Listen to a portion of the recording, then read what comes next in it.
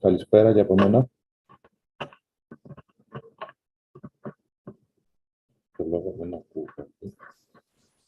Καλησπέρα, Άρη. Καλησπέρα.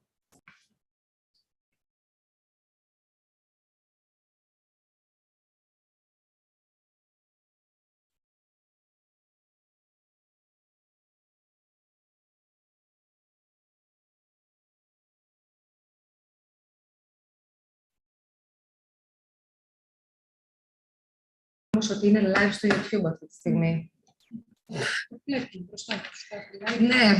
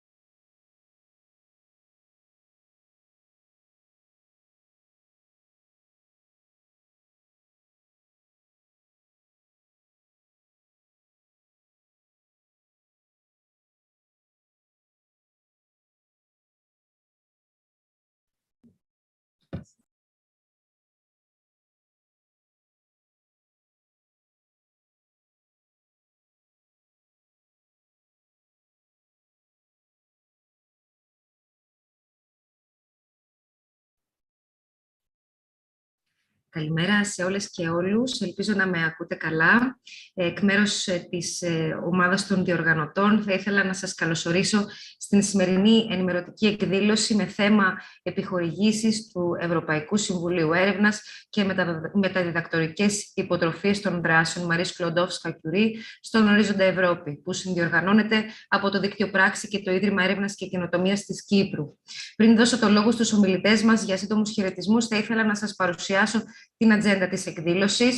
Το βασικό μέρος της εκδήλωσης είναι αφιερωμένο στην παρουσίαση των προγραμμάτων του πρώτου πυλώνα της αριστείας στον Ορίζοντα Ευρώπη.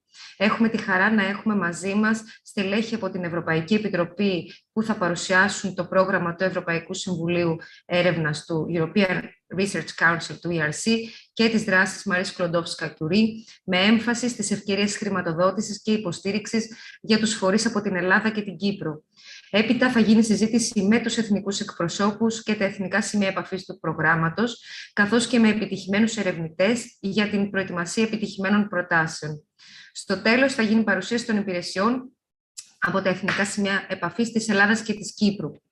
Κατά τη διάρκεια των παρουσιάσεων μπορείτε να υποβάλλετε τις ερωτήσεις σας μέσω του εργαλείου Slido, ακολουθώντας τη διεύθυνση www.slido.com με τον κωδικό hashtag 6679890. Επίσης, να αναφέρω εδώ ότι η εκδήλωση μαγνητοσκοπείται και μεταδίδεται ζωντανά από το κανάλι του Δικτύου Πράξη στο YouTube.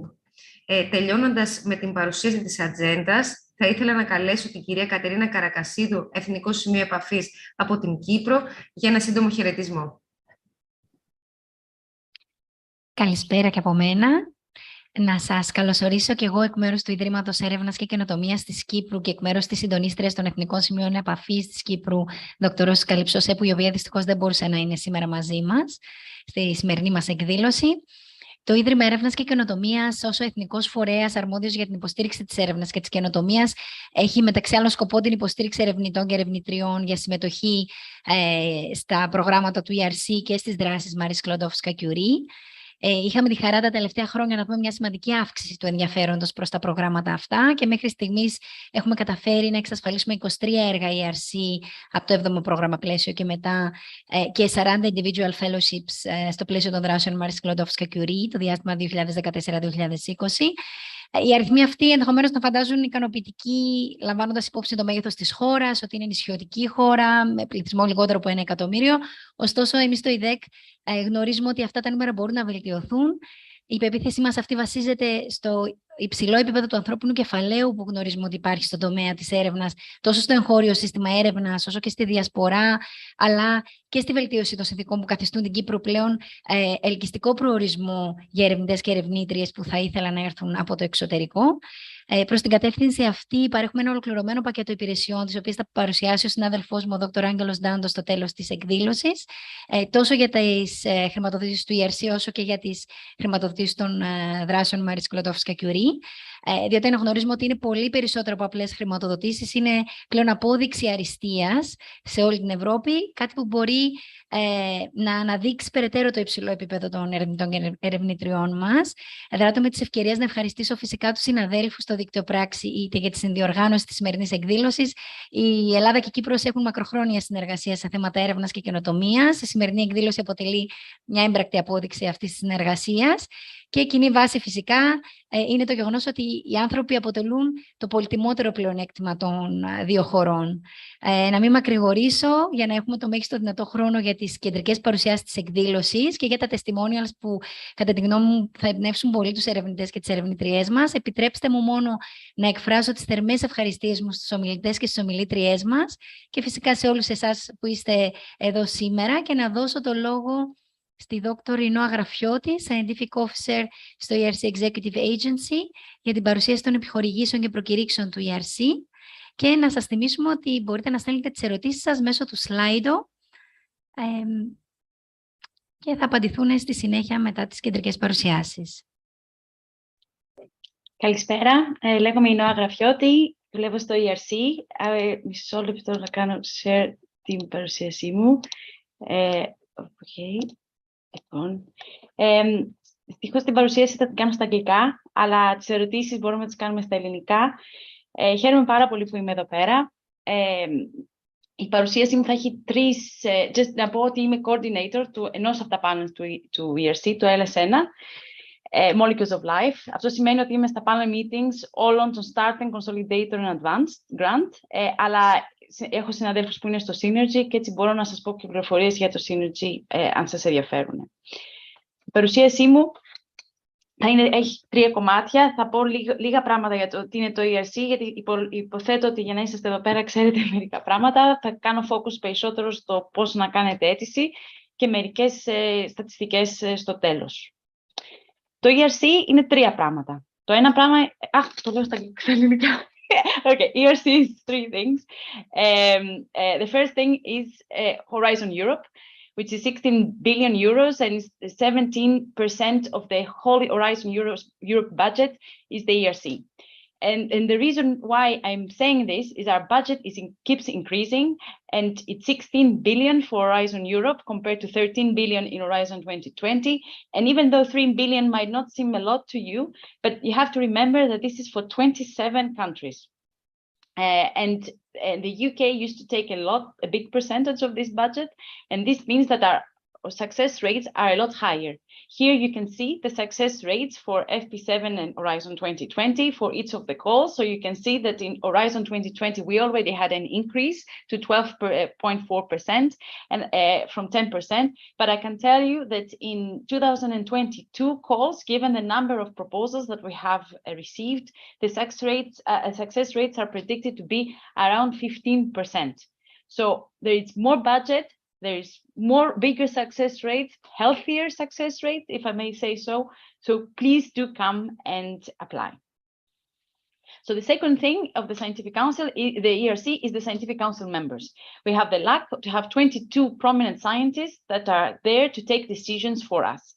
As you know, the new ERC president is Maria Leptin, and as you know even better, the vice president for the life sciences is Nektarios Tavernarakis.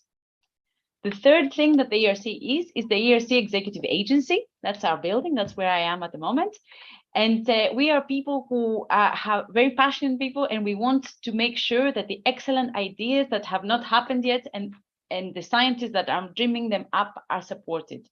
So we take care of all the logistics, all the decisions that the Scientific Council decides, we implement them.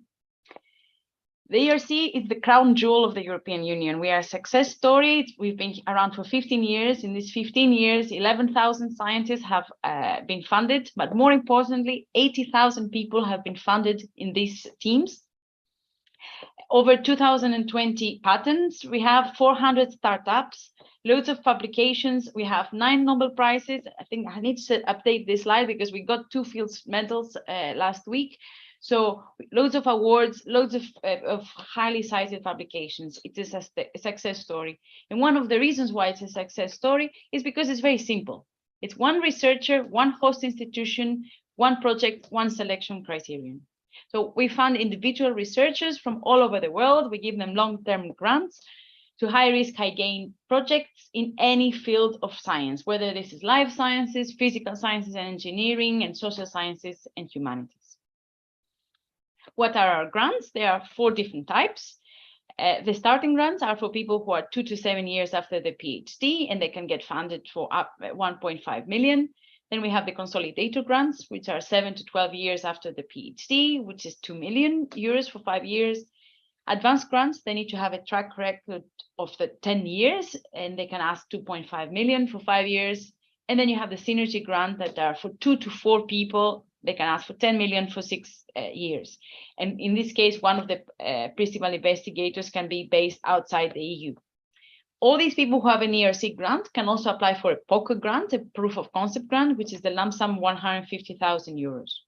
I see here 1.5 million for starting, 2 million for COG, and 2.5 million for advanced, but people can ask for 1 million more if they need to have access to research infrastructures, if they need to buy major equipment, if they're coming from outside Europe to Europe, or if they need to do expeditions without the personnel costs included.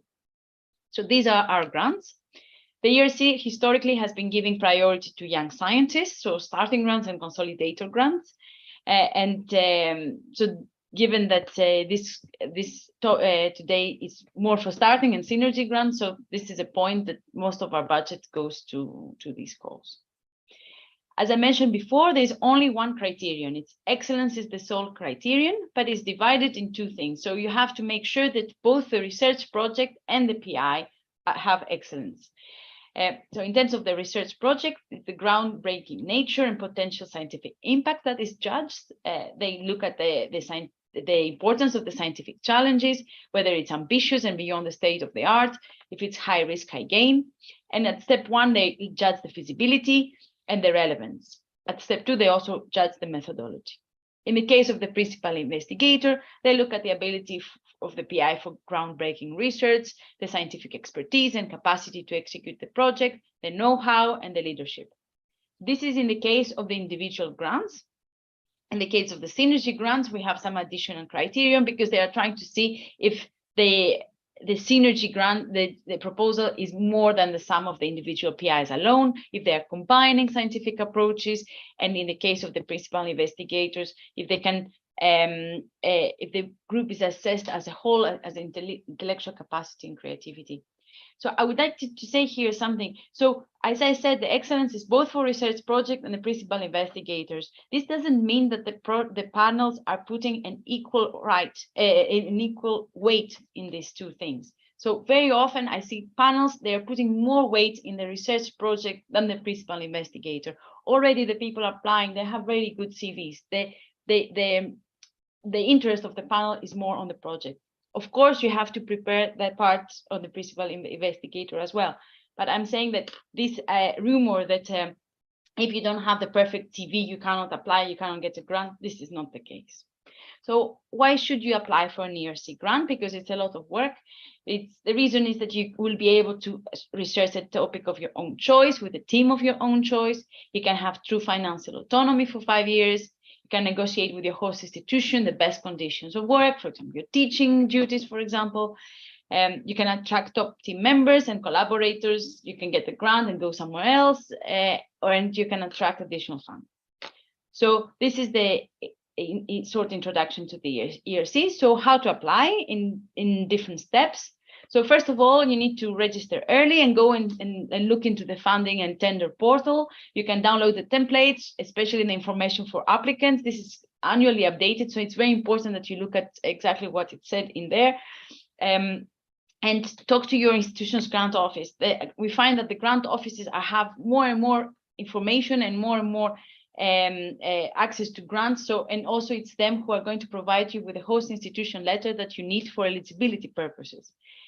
And of course, do not forget to talk to ERC grantees. There are ERC grantees in your country or in your field. Talk to them. They're more than happy to help you with your proposal. Number two, in case you apply for a starting grant or a consolidator grant, is to make sure that you're eligible. So our windows of 2 to 7 years and 7 to 12 years are calculated according to the 1st of January of the year of the call, but you can extend this window in case of maternity, paternity, military service. I know this is of big interest here, medical specialty training, and caring for seriously ill family members. There is no more a limit to the total years of extension. I would like to mention that in the 2023 call, there is a change in terms of the PhD eligibility reference date. So because we used to get administrative documents that were like a year and a half after the people defended their PhD. So in order to make sure that the chances are more equal, we consider that now the official date is the certified date of successful defense of the PhD.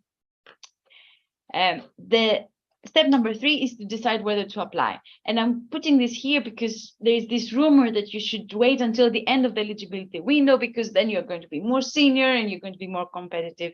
The success rates, as you can see in this plot, they are flat.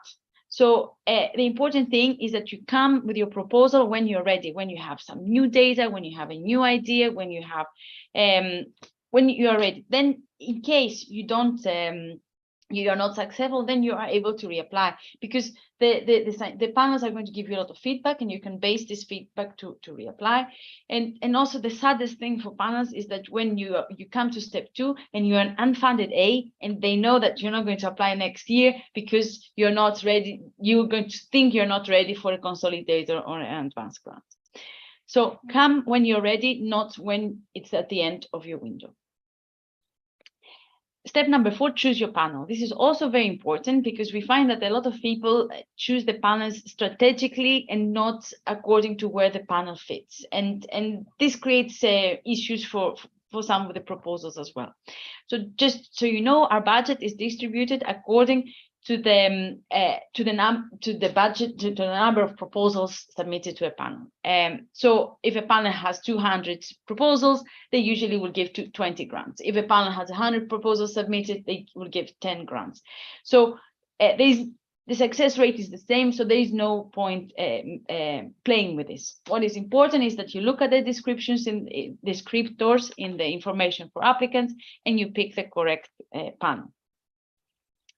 So number 5, step 5, you start writing. So what is an ERC proposal? It consists of 4 parts, you could say. The part A is the administrative forms online. You might think that this is not so important, but actually very often when we do the assignment, we don't have access to your part B1 and part B2. So it's very important that you give us very full information. You give us your abstract, you choose some descriptors, and you give us free keywords that will help us as much as possible to give you the best expertise on your proposal. This is where you put your budget since a couple of years ago. And then in the annexes, which is your statement of support from the host institution, and the PhD for the starting and consolidator, your PhD form. Then you have the thing that you're more interested in, the part B1 and part B2. Part B1 has different sections, the extended synopsis, which is 5 pages. And then we say recommended model CV, but I would say that it's not recommended. It's actually obligatory. Try and adapt to it as much as possible, because this helps panel members compare easier the CVs of people. Funding ID, please submit it and fill it fully.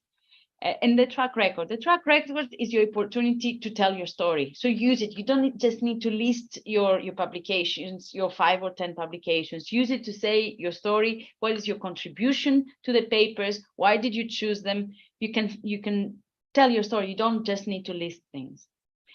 And then part B2, which is 15 pages, including the budget table that now is in part A. And this is the part that you're more comfortable with. This is where you put all your information on your methodology. I would strongly recommend that you start with part B2 in the same way that when you write a paper, you write the abstract last, write the part B2 first, get all the nitty-gritty information down clarified, and then you write part B1. We find that a lot of scientists, they are forced to write part B1 first, and then part B2, they spend less time on it, and then the two don't correspond, or they lose a lot of time going between the part B1 and part B2. So I would really recommend to start with part B2.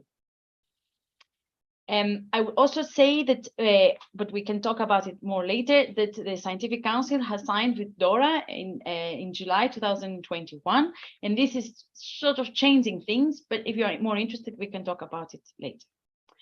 So what does the panel see? The panel only sees the budget and part B1 and part B2. Do not add annexes, do not add any other things. These are not seen by the panel. These are the only things that they see.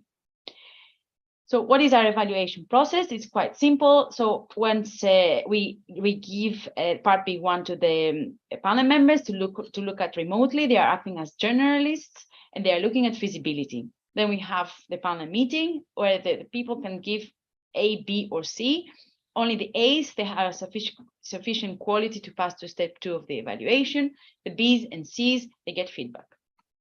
The A's means that the part B1, part B2, and the budget, so the full proposal is sent to panel members and external reviewers, where they're looking at the methodology. And then we have the interviews, and now we have the interviews on from the starting, the consolidator, and the advanced.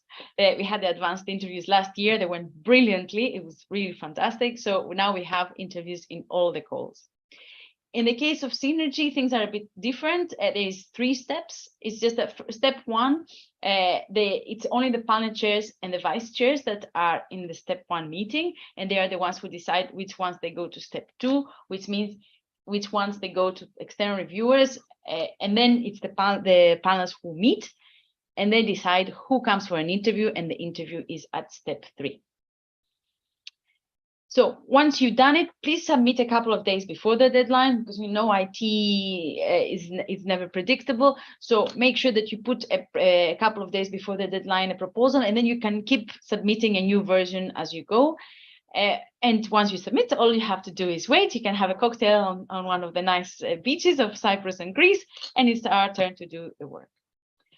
I thought I would put a couple of slides about the interview. So if you came to Brussels, unfortunately now our interviews are done remotely, not for Synergy. Synergy people are coming for an interview in Brussels, but you would see this kind of room, but this is the room that you will see from WebEx.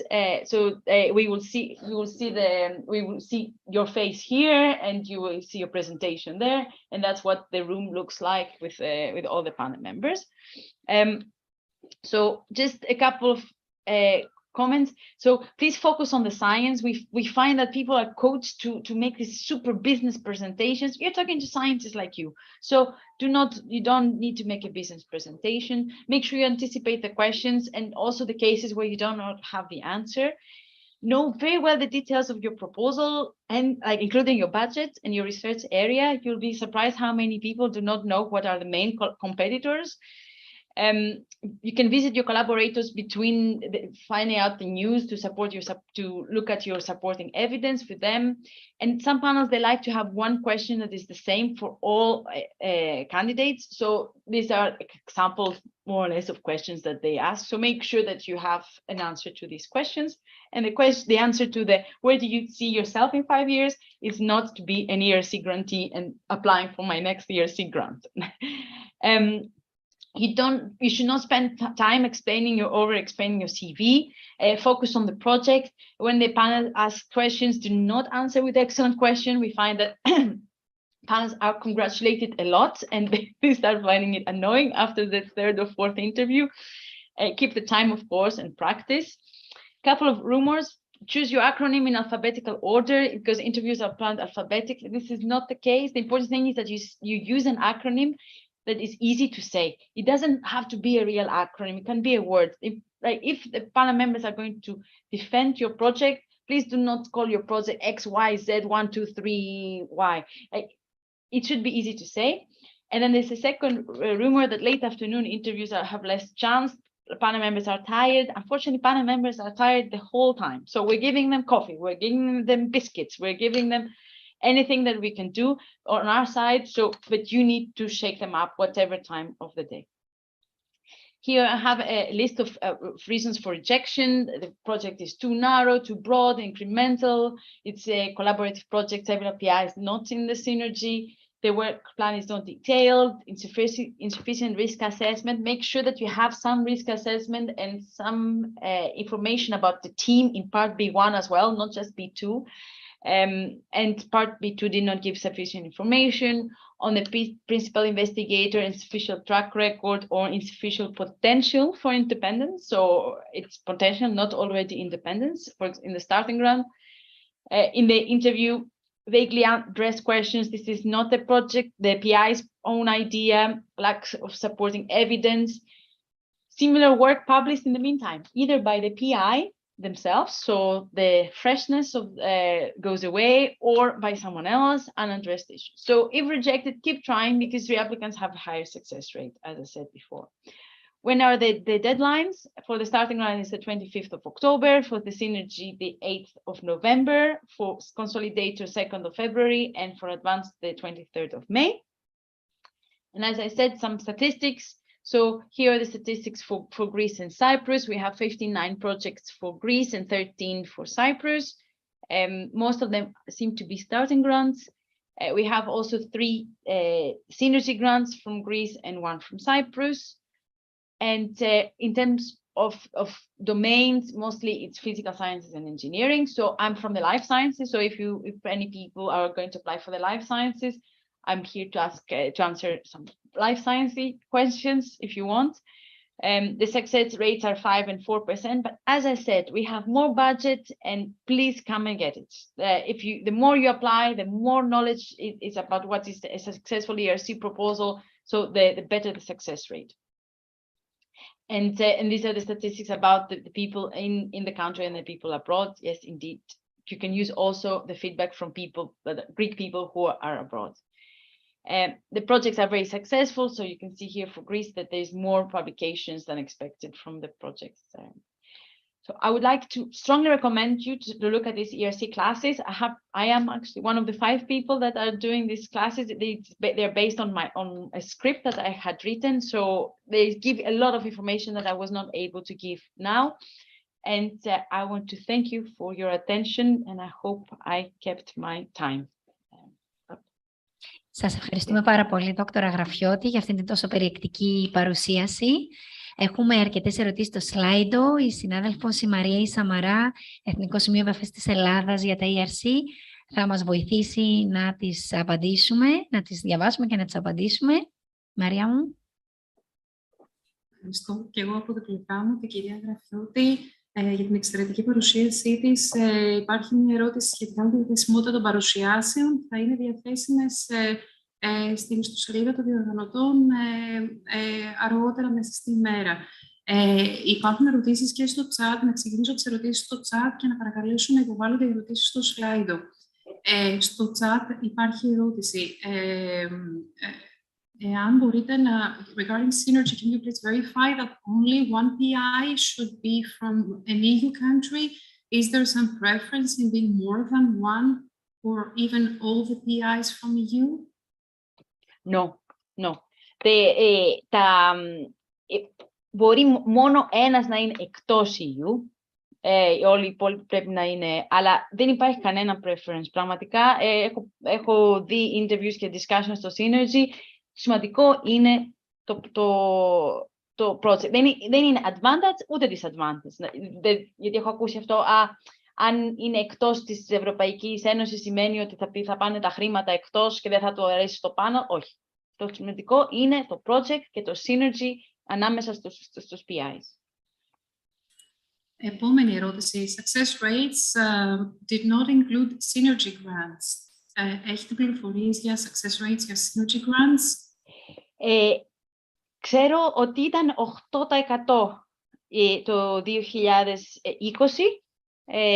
αλλά δεν ξέρω γιατί τώρα τρέχουμε το 2022, το Σεπτέμβριο είναι το Step 3. Θυμάμαι και εγώ στο training ότι περίπου κυμαίνονται εκεί σε αυτό το ποσοστό, θυμάμαι καλά. Επόμενη ερώτηση. Principal investigators από Ηνωμένο Βασίλειο και Ελβετία είναι external PIs, principal investigators? Είναι external. Και τώρα βλέπω για το Ισραήλ. Το Ισραήλ είναι associated country, το Ισραήλ, άρα είναι εντός. Η Switzerland και η UK είναι για την ώρα. Όχι, συγγνώμη. Switzerland είναι εκτός, γιατί το UK είναι εντός. Το UK είναι business as usual. Δεν είναι. Το UK είναι εντός, Switzerland είναι εκτός. Τώρα να δούμε τις ερωτήσεις και μέσω σλάιντο. Θα μου δώσω...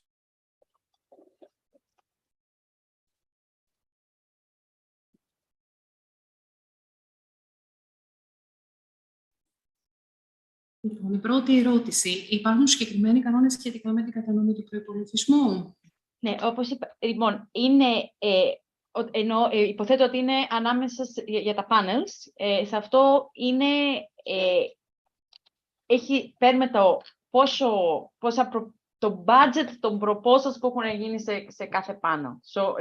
Τα βάζουμε όλα μαζί και βλέπουμε τι budget έχει ζητηθεί από το κάθε panel και τότε έτσι γίνεται distributed δεν είναι ακριβώς το νούμερο των proposals, αλλά εντάξει, όλα αυτά είναι related. Και όσον αφορά το budget ανάμεσα στα 4 calls, είναι, όπως είπα, τα περισσότερο focus πάει στο starting and consolidated. Πότε πρέπει να ξεκινήσει ένα έργο ERC? Υπάρχει δυνατότητα παράτασης? Είναι negotiable.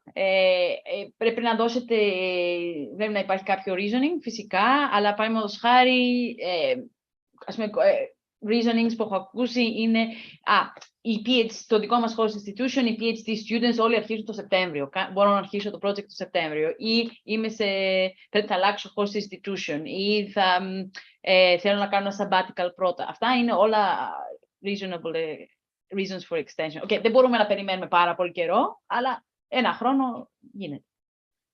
Ωραία. Η επόμενη ερώτηση. Μπορεί κάποιος να υποβάλει αίτηση για διαφορετικές επιχορηγήσεις ταυτόχρονα?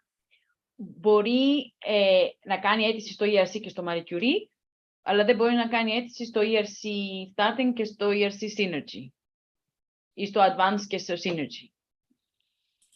Την ίδια χρονιά. Την ίδια χρονιά, ναι.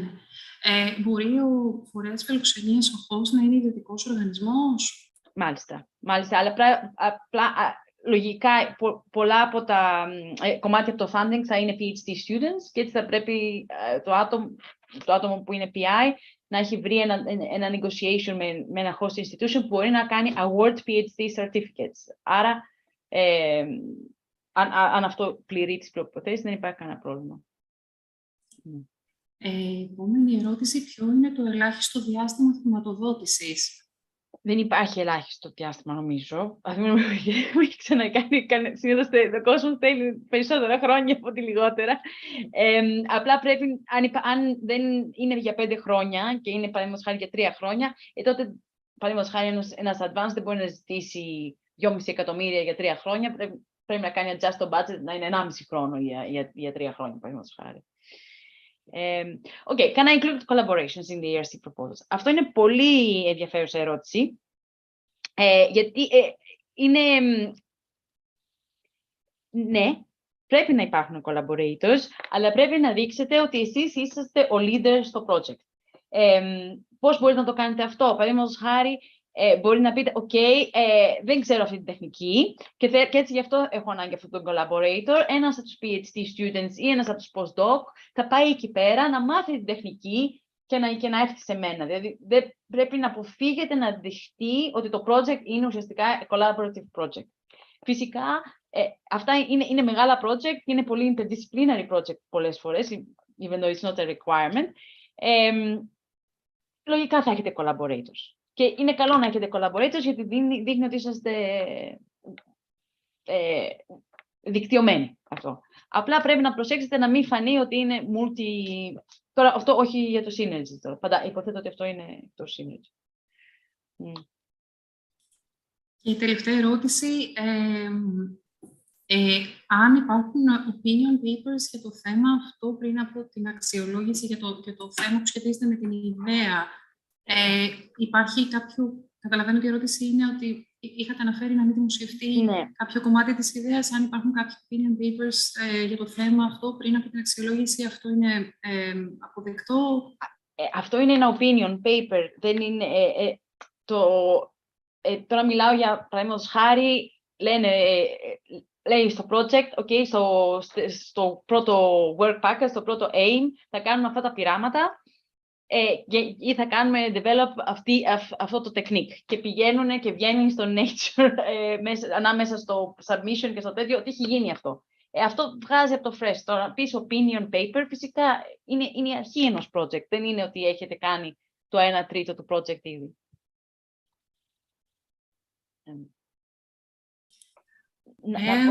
Ναι, παρακαλώ. Να πω λίγο για τον τώρα, ίσως ενδιαφέρει αυτό τον κόσμο. Ναι, βεβαίως. Αν δεν υπάρχουν άλλες ερωτήσεις. Δεν υπάρχουν, από ό,τι βλέπω, άλλες ερωτήσεις στο σλάιντο. Απλά να πω ότι έγινε τον Ιούλιο του 2021, έκανε sign το Scientific Council. Μέχρι στιγμής δεν υπάρχουν μεγάλες αλλαγές που έχουν γίνει, γιατί είναι κάτι το οποίο το συζητάει το Scientific Council, πώς θα κάνουμε adapt στον τώρα. Απλά να πω ότι γενικά το πρώτο είναι ότι ξεχνάμε τα impact factors, ότι δεν πρέπει να μιλάμε για impact factors ούτε ως applicants, ούτε ως panel members. Το σημαντικό είναι το content των publications. Γι' αυτό, όπως είπα, είναι σημαντικό όταν τα δίνετε τα 5 και τα 10 publications να γράψετε μια γραμμή από κάτω και να πείτε γιατί τα επιλέξατε ή ποιο ήταν το contribution σας σε αυτό. Υπάρχει και άλλη μια ερώτηση τώρα. Αν υπάρχει κάποιο συμβόλαιο για δημοσίευση σχετικά με το project που προορίζεται χρονικά να ολοκληρωθεί εν μέσω της χρηματοδότησης, υπάρχει κάποιο πρόβλημα? Συμβόλαιο για δημοσίευση. Εν μέσω της χρηματοδότησης. Όχι. Δεν είμαι σίγουρα να καταλαβαίνω την ερώτηση, αλλά νομίζω πως όχι. Δηλαδή, αν έχει γίνει, αν είναι impress, φαντάζομαι. Αν είναι accepted το publication, υποθέτω. Ναι.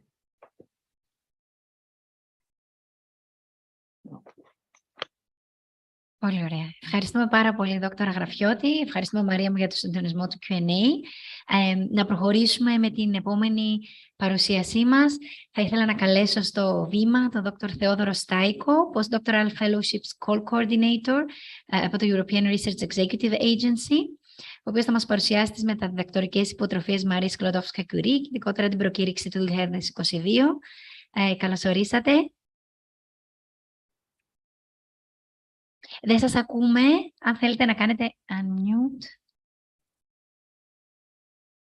Όχι, ακόμα. Δοκιμάστε ξανά.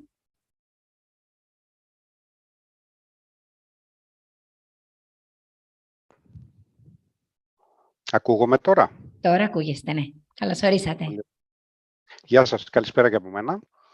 Ευχαριστώ για την πρόσκληση και για τη διοργάνωση της εκδήλωσης. Θα κάνω share τώρα την παρουσίασή μου.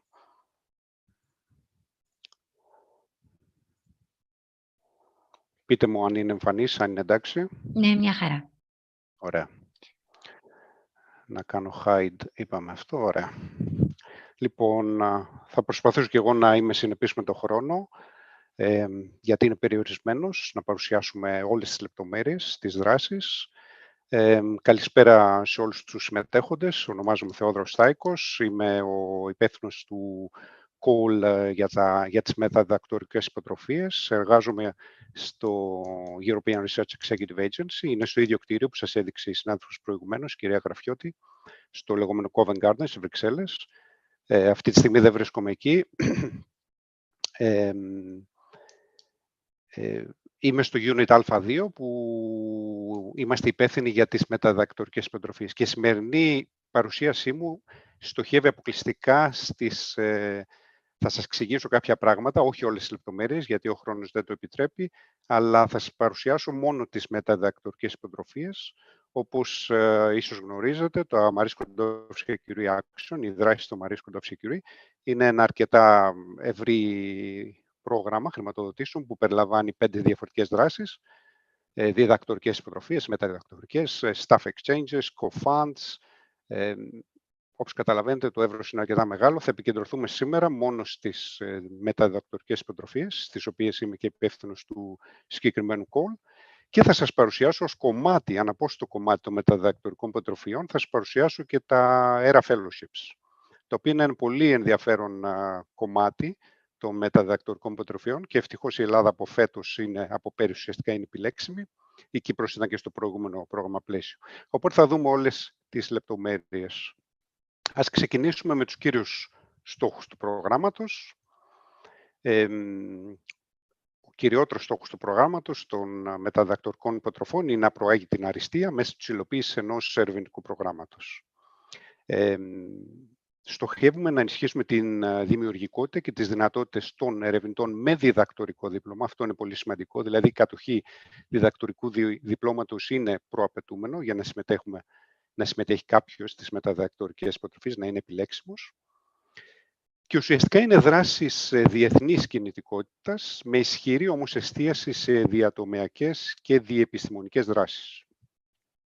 Και κάτι που συνέβη τα προηγούμενα χρόνια είναι ότι προσπαθούμε μέσω του συγκεκριμένου προγράμματος να δημιουργήσουμε γέφυρες και με τον μη ακαδημαϊκό τομέα. Έχει δοθεί τα προηγούμενα χρόνια όλο και περισσότερη έμφαση σε δράσεις με οργανισμούς που δεν είναι ακαδημαϊκοί. Μπορεί να είναι μια επιχείρηση, αλλά μπορεί να είναι επίσης μια βιομηχανία, αλλά μπορεί να είναι επίσης και ένας άλλος φορέας, όπως ας πούμε ένα νοσοκομείο ή ένα μουσείο. Οπότε υπάρχει μια έμφαση τα τελευταία χρόνια περισσότερο στην δημιουργία κάποιου είδους δράσεων και γέφυρας με τον μη ακαδημαϊκό φορέα. Και θα δείτε στις επόμενες διαφάνειες κάποιες... θα σας παρουσιάσω πώς αυτό μπορεί να γίνει στο project. Πολύ σημαντικό για τις μεταδιδακτορικές υποτροφίες είναι ότι είναι ένα bottom-up call. Αυτό σημαίνει ότι είναι ανοιχτό σε όλα τα scientific fields.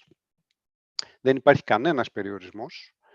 Παλαιότερα, στο προηγούμενο πρόγραμμα πλαίσιο, στο H2020, υπήρχε περιορισμός, δηλαδή τα Euratom, ότι είχαν σχέση με δράσεις έρευνας στην ατομική ενέργεια, ήταν μη επιλέξιμα στο συγκεκριμένο πρόγραμμα. Από πέρυσι όμως, ακόμα και Euratom-related areas που έχουν σχέση με ατομική ενέργεια είναι επιλέξιμες, οπότε μιλάμε για ένα τελείως bottom-up πρόγραμμα. Οι μεταδιδακτορικές υποτροφίες τις αναφέρουμε ως μόνο beneficiary actions, δηλαδή είναι μόνο δικαιούχος, απευθύνονται σε μόνο δικαιούχους, περίπου στην ίδια μορφή όπως και τα ERC που αναφέρθηκαν προηγουμένως από τη συνάδελφο. Δηλαδή ουσιαστικά έχουμε έναν host organization, ο οποίος θα επιλέξει και θα κάνει host, δηλαδή θα εργαστεί με τον μεταδιδακτορικό ερευνητή στο χώρο του οργανισμού αυτού. Μπορεί να είναι, όπως είπαμε, ένας ακαδημαϊκός φορέας, αλλά και ένας μη ακαδημαϊκός φορέας. Και ουσιαστικά υπάρχουν δύο τύποι δράσεων. Η πρώτη δράση ονομάζεται European Postdoctoral Fellowships και αφορά τις υποτροφίες οι οποίες λαμβάνουν χώρα στην Ευρώπη. Και είναι ανοιχτές για υποψήφιους υποτρόφους από οποιαδήποτε χώρα του πλανήτη. Αρκεί η δράση να γίνει 100% σε έναν φορέα που έχει τη βάση του σε χώρες της Ευρωπαϊκής Ένωσης ή τις λεγόμενες associate countries, τις χώρες οι οποίες είναι συνδεδεμένες με το καινούργιο πρόγραμμα πλαίσιο, με το Horizon Europe. Η δεύτερη δράση που ανήκει στα PF, στα Postdoctoral Fellowships, ονομάζεται Global Postdoctoral Fellowship και όπως καταλαβαίνετε αναφέρεται σε παγκόσμιες υποτροφίες. Έχει μικρότερο budget και μικρότερη συμμετοχή. Θα δούμε αργότερα τη διαφορά μεταξύ των δύο δράσεων, αρκετά μικρότερη σε σχέση με τα European Fellowships. Και ουσιαστικά απευθύνεται σε ερευνητές Ευρωπαίους οι οποίοι έχουν εθνικότητα ευρωπαϊκή ή associate countries, οι οποίοι θέλουν να πάνε για ένα διάστημα από 12 έως 24 μήνες εκτός Ευρώπης, σε μια τρίτη χώρα, στην Αμερική, στην Αφρική, στην Ασία, οπουδήποτε, και μετά να επιστρέψουν πίσω στη χώρα υποδοχής, η οποία φυσικά θα είναι ένας φορέας στην Ευρωπαϊκή Ένωση. Όπως είπαμε, μπορούν να συμμετέχουν στο συγκεκριμένο πρόγραμμα νομικές οντότητες που έχουν τη βάση τους στις χώρες μέλη της Ευρωπαϊκής Ένωσης ή στα associate countries.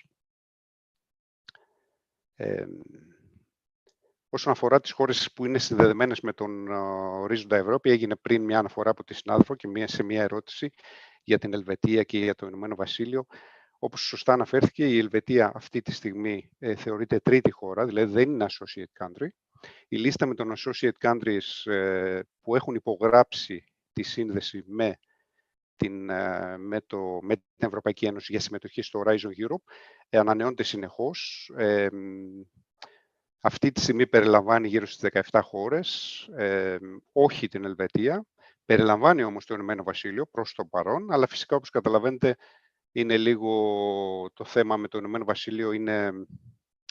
Υπάρχει μια διαδικασία διαπραγμάτευσης και, για να είμαι ειλικρινής, δεν πιστεύω ότι θα ολοκληρωθεί θετικά. Δηλαδή δεν είναι σίγουρο τι θα γίνει, τουλάχιστον για το δικό μας το call, που έχει μια ημερομηνία καταληκτική στις 14 Σεπτέμβρη. Πιστεύω ότι μέχρι τότε ίσως να έχει υπογραφεί η σύνδεση, αλλά πολύ πιθανό είναι να μην έχει γίνει. Οπότε κρατήστε, όσοι ενδιαφέρεστε να έχετε χώρα υποδοχή στο Ηνωμένο Βασίλειο, να είστε αρκετά προσεκτικοί, θα έλεγα, φέτος. Τώρα, όσον αφορά τους ερευνητές που μπορούν να συμμετέχουν, όπως είπαμε προηγουμένως, είναι ανοιχτό για κάθε εθνικότητα, όχι μόνο Ευρωπαίους, αλλά και μη Ευρωπαίους, με εξαίρεση τα Global Fellowships, τα οποία απευθύνονται αποκλειστικά σε Ευρωπαίους πολίτες ή πολίτες χωρών που είναι συνδεδεμένες χώρες, τα associate countries. Πρέπει να έχουν στην κατοχή τους διδακτορικό δίπλωμα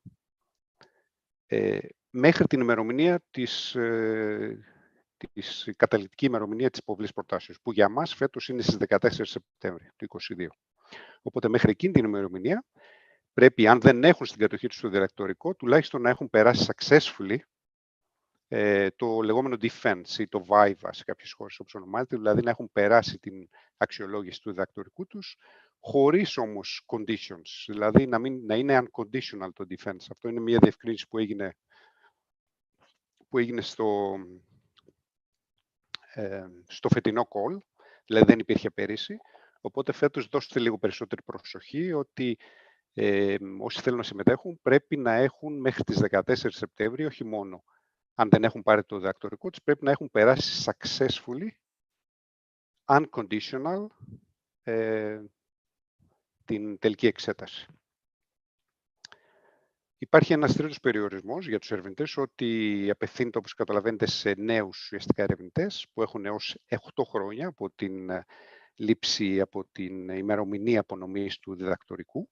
Φυσικά υπάρχουν κάποια exceptions εδώ, σε παρόμοια λογική όπως και το ERC που αναφέρθηκαν προηγουμένως. Θα τα δούμε στις επόμενες slides.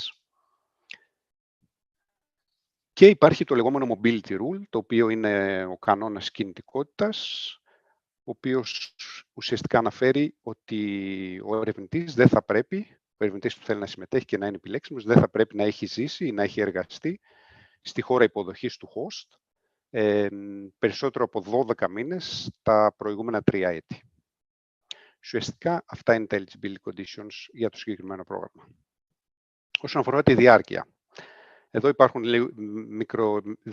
διαφορές μεταξύ των δύο type of actions, δηλαδή στα European Fellowships μιλάμε για διάρκεια από 12 έως 24 μήνες, maximum, ενώ στα Global Fellowships η διάρκεια χωρίζεται ουσιαστικά σε δύο μέρη.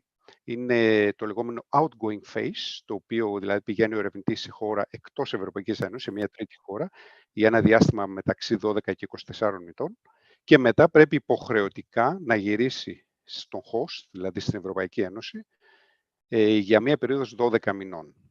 Όπως βλέπετε, αναφέρεται στη slide, mandatory return phase in Europe.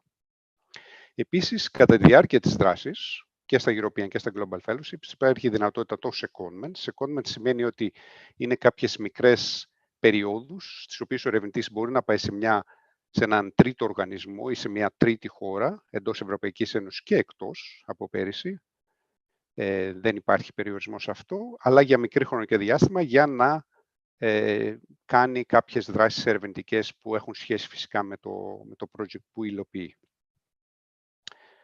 Από πέρυσι ένα καινούριο στοιχείο προσθέθηκε στις μεταδιδακτορικές υποτροφίες, είναι το placement, δηλαδή εργασιακή εμπειρία, σε μη ακαδημαϊκούς φορείς. Στο καλό που εδώ ακούγεται καλύτερα. Υπάρχει και αυτή η δυνατότητα. Θα δούμε αργότερα πώς ακριβώς μπορεί να γίνει αυτό. Εδώ στα επόμενα slides απλώς έχω βάλει σε πινακάκι τι ακριβώς ισχύει όσον αφορά την επιλεξιμότητα των ερευνητών. Εδώ βλέπετε την επιλεξιμότητα, τα στοιχεία που αναφέραμε προηγουμένως για τα European Fellowships. Και εδώ αυτός ο πίνακας αναφέρει λεπτομερώς, όπως βλέπετε, ποιες είναι ουσιαστικά πώς μπορεί να επεκταθεί το όριο των 8 ετών από τη λήψη του διδακτορικού διπλώματος.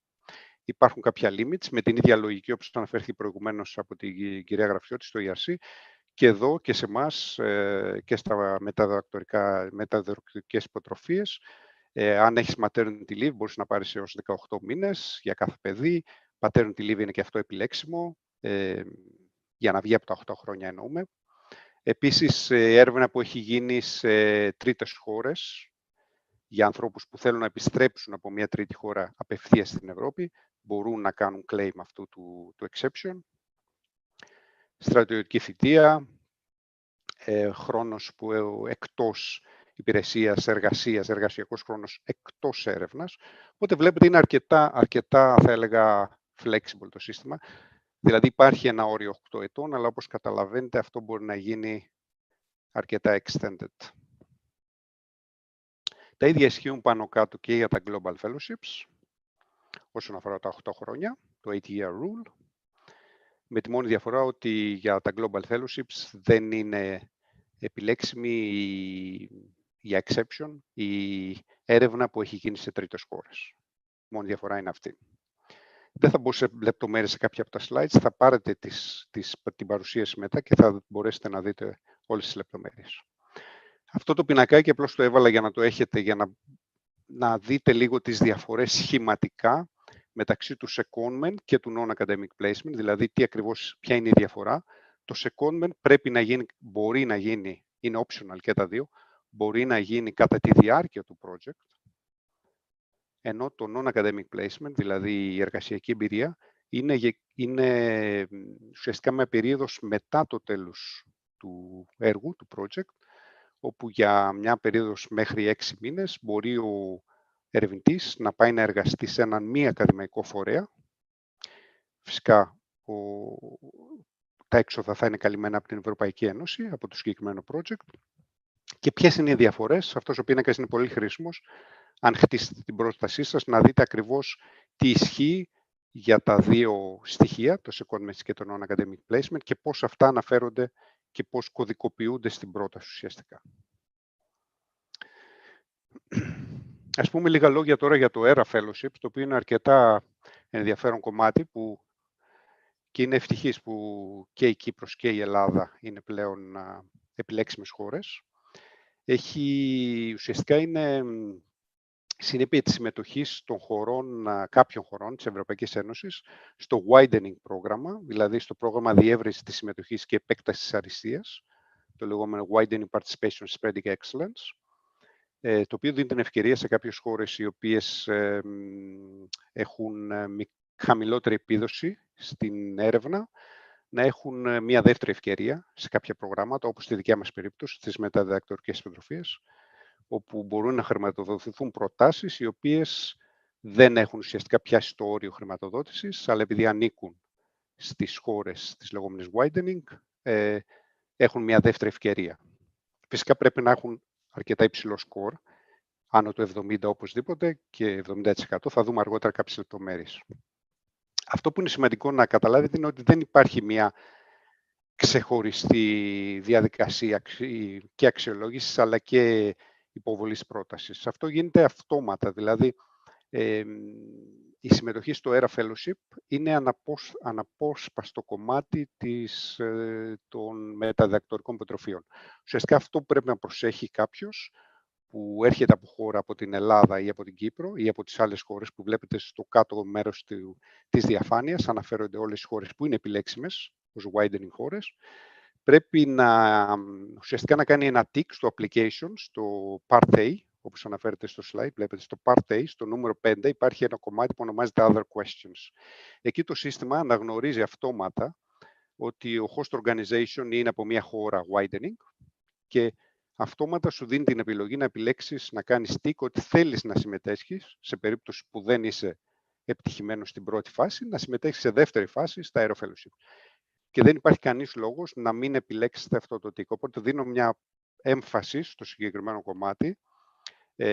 Προσπαθούμε να περάσουμε αυτό το μήνυμα και στα NCPs, μέσω των Εθνικών Σημείων Επαφής, σε όλους τους συμμετέχοντες από Ελλάδα και Κύπρο, ότι πρέπει να μην χάσουν την ευκαιρία να είναι επιλέξιμοι και από ό,τι είδαμε και πέρυσι δεν υπήρχε τέτοια περίπτωση, δηλαδή όλες οι συμμετοχές ουσιαστικά είχαν συμμετοχή και στο ERA Fellowships.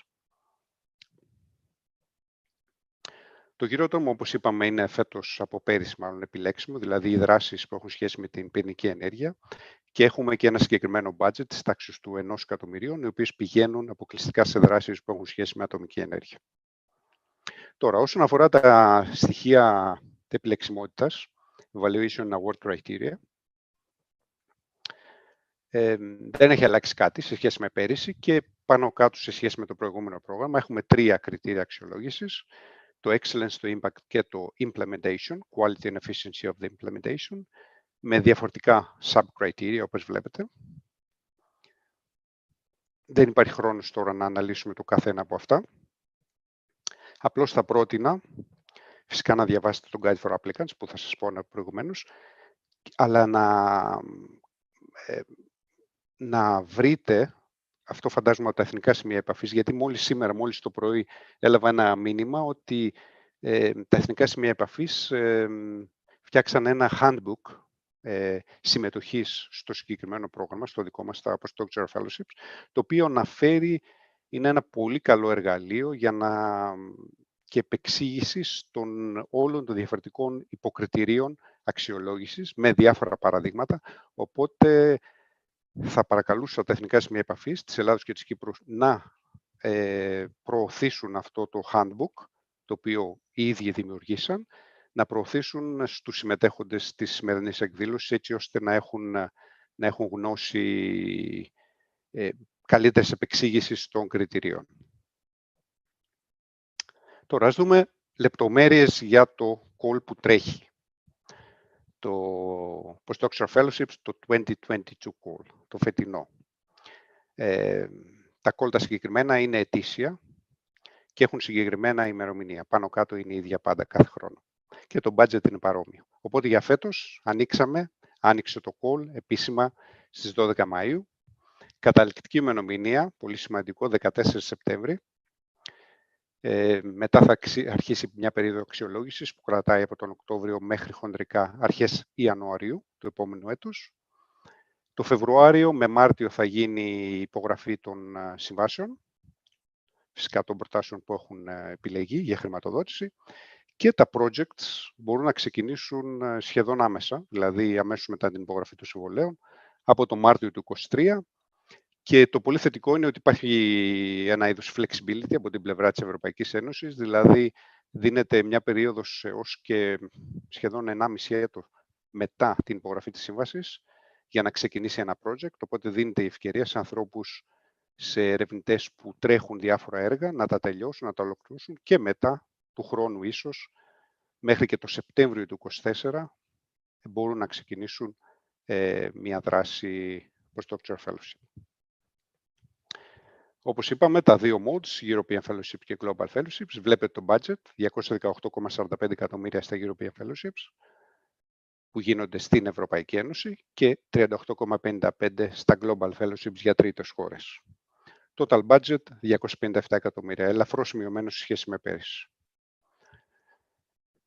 ERA Fellowships, όπως είπαμε, είναι κομμάτι του Postdoctoral Fellowships, παρόλα αυτά έχει δικό του budget. Έχει ένα budget της τάξης των 8 εκατομμυρίων, το οποίο χρηματοδοτεί, όπως είπαμε, προτάσεις οι οποίες δεν πέρασαν σε πρώτο βαθμό, δεν πιάσαν το όριο χρηματοδότησης στα Postdoctoral Fellowships.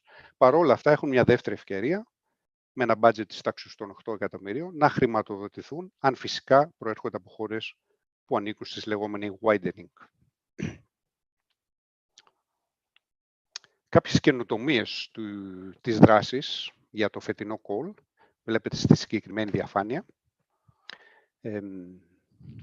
Από φέτος, από το 2022, προσπαθούμε να περιορίσουμε τις προτάσεις που υποβάλλονται εκ νέου, το λεγόμενο resubmission.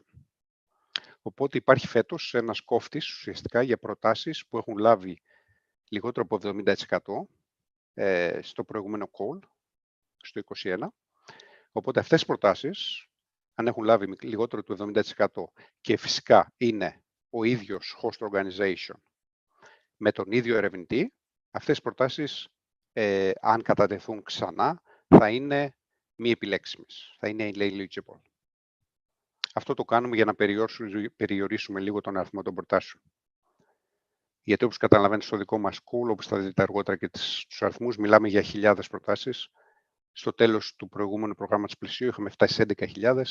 Φέτος ήμασταν στις 8.500 προτάσεις. Ο αριθμός είναι εξωφρενικά μεγάλος. Είναι το μεγαλύτερο πρόγραμμα χρηματοδότησης μεταδιδακτορικών υποτροφιών στον πλανήτη. Οπότε υπάρχει και θέμα όγκου, όπως καταλαβαίνετε. Η δεύτερη καινοτομία είναι όπως ανέφερα και προηγουμένως, οι δράσεις των non-academic placement, οι δράσεις εργασιακής εμπειρίας σε μη ακαδημικούς φορείς. Από φέτος, φυσικά, ζητούμε να υπάρχει ένα είδος δεσμευτικής επιστολής από τον οργανισμό, το μη ακαδημαϊκό, που ουσιαστικά θα κάνει host τον ερευνητή μετά το τέλος του έργου. Παρ' όλα αυτά, αυτό δεν είναι ineligible, εάν δεν υπάρχει το συγκεκριμένο letter of commitment, η επιστολή. Ενώ παλιότερα, πέρυσι δηλαδή, γράφαμε στο Guide for Applicants ότι εάν δεν υπήρχε η δεσμευτική επιστολή, το letter of commitment, ή αν δεν ήταν σωστά καταγεγραμμένη, δηλαδή αν δεν είχε τα σωστά στοιχεία, τότε η όλη πρόταση θα ήταν μη επιλέξιμη. Αυτό δεν ισχύει πλέον. Απλώς, αν συμβεί αυτό, αν δεν υπάρχει το letter of commitment, η πρόταση θα αξιολογηθεί χωρίς να λάβουν υπόψη οι αξιολογητές την περίπτωση του non-academic placement. Και μια καινούργια καινοτομία, προσπαθήσαμε να βελτιώσουμε μια βελτίωση θα λέγω καινοτομία, στο call το συγκεκριμένο, το 22, είναι ότι προσπαθήσαμε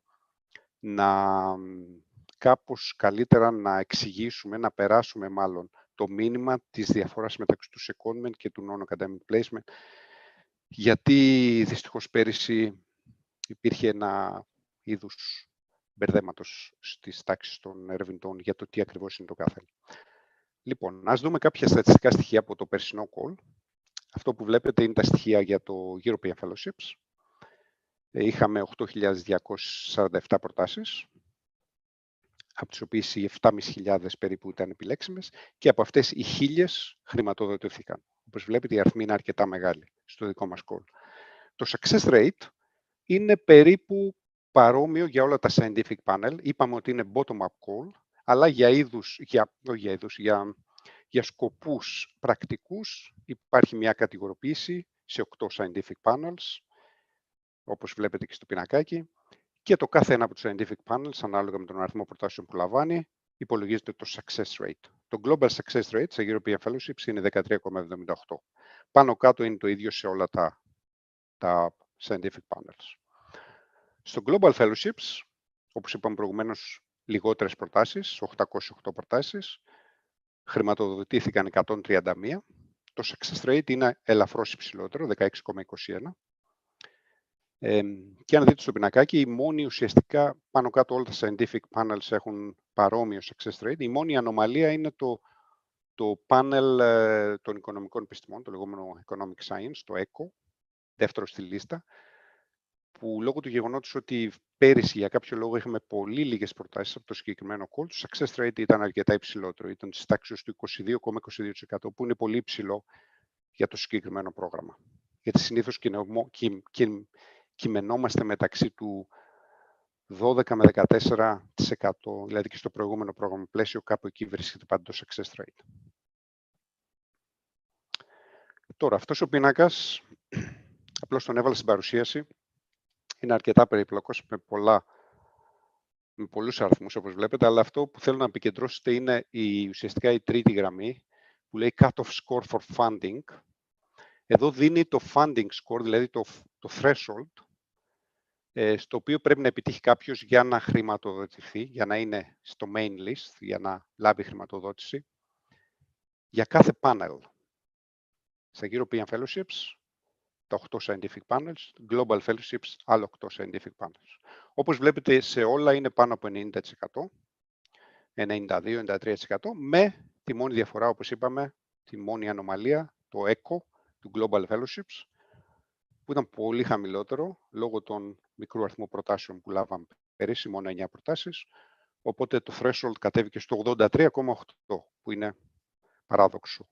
Συνήθως δεν το συναντάμε ούτε στα προηγούμενα έτη.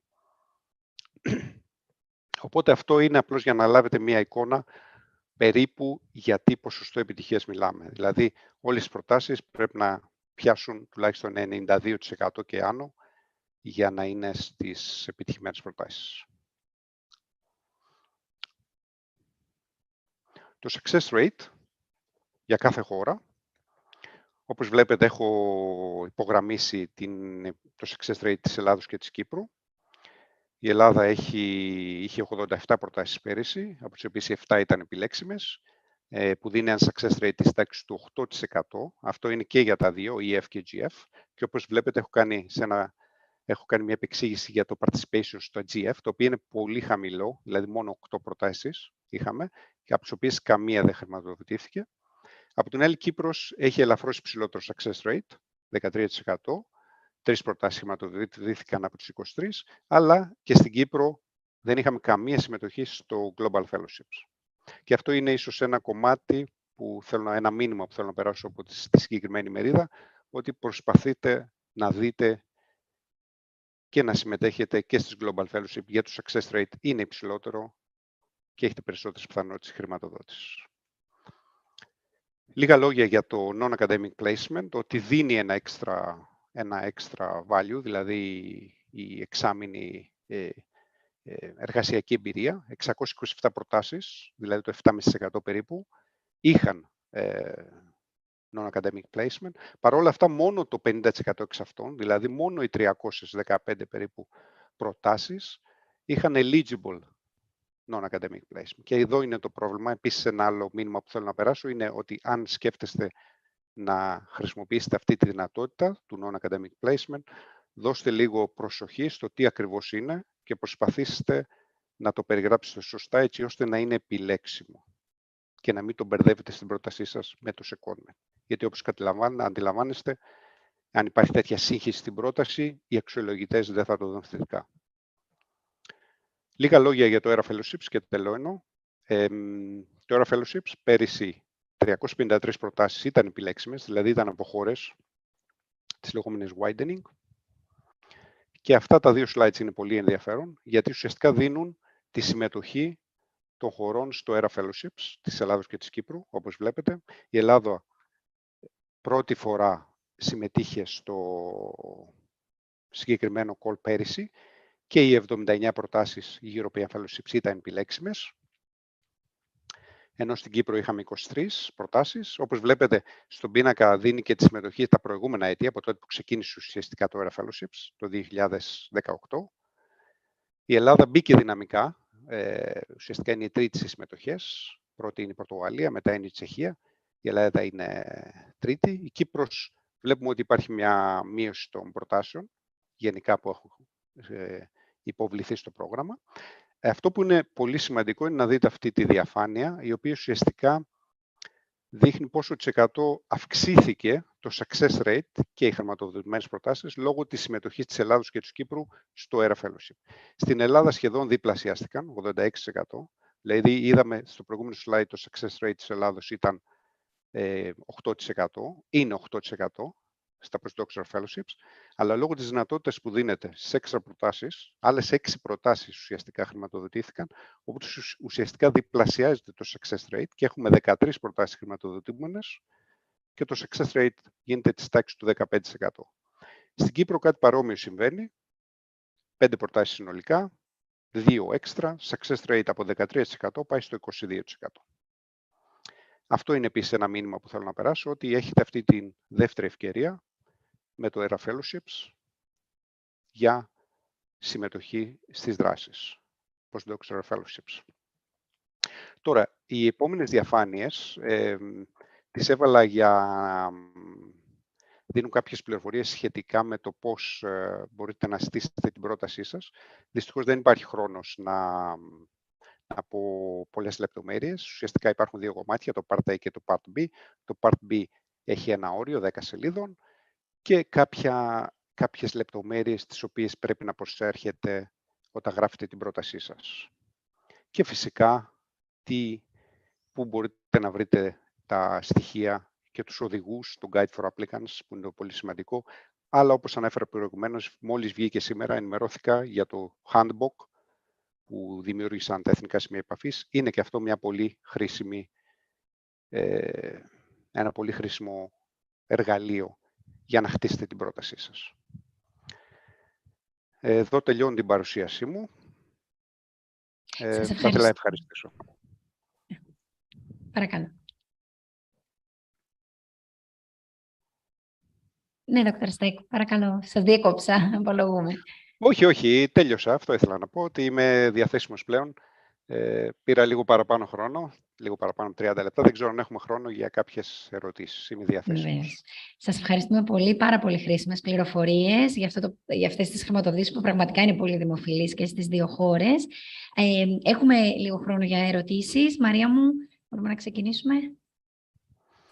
Ναι, βεβαίως. Η πρώτη ερώτηση, πώς αξιολογείται η τοποθέτηση σε μια ακαδημαϊκό τομέα, δηλαδή η συμπερίληψη του placement στην αίτηση, προσμετράει θετικά? Φαντάζομαι ότι αυτή είναι η σχετική ερώτηση.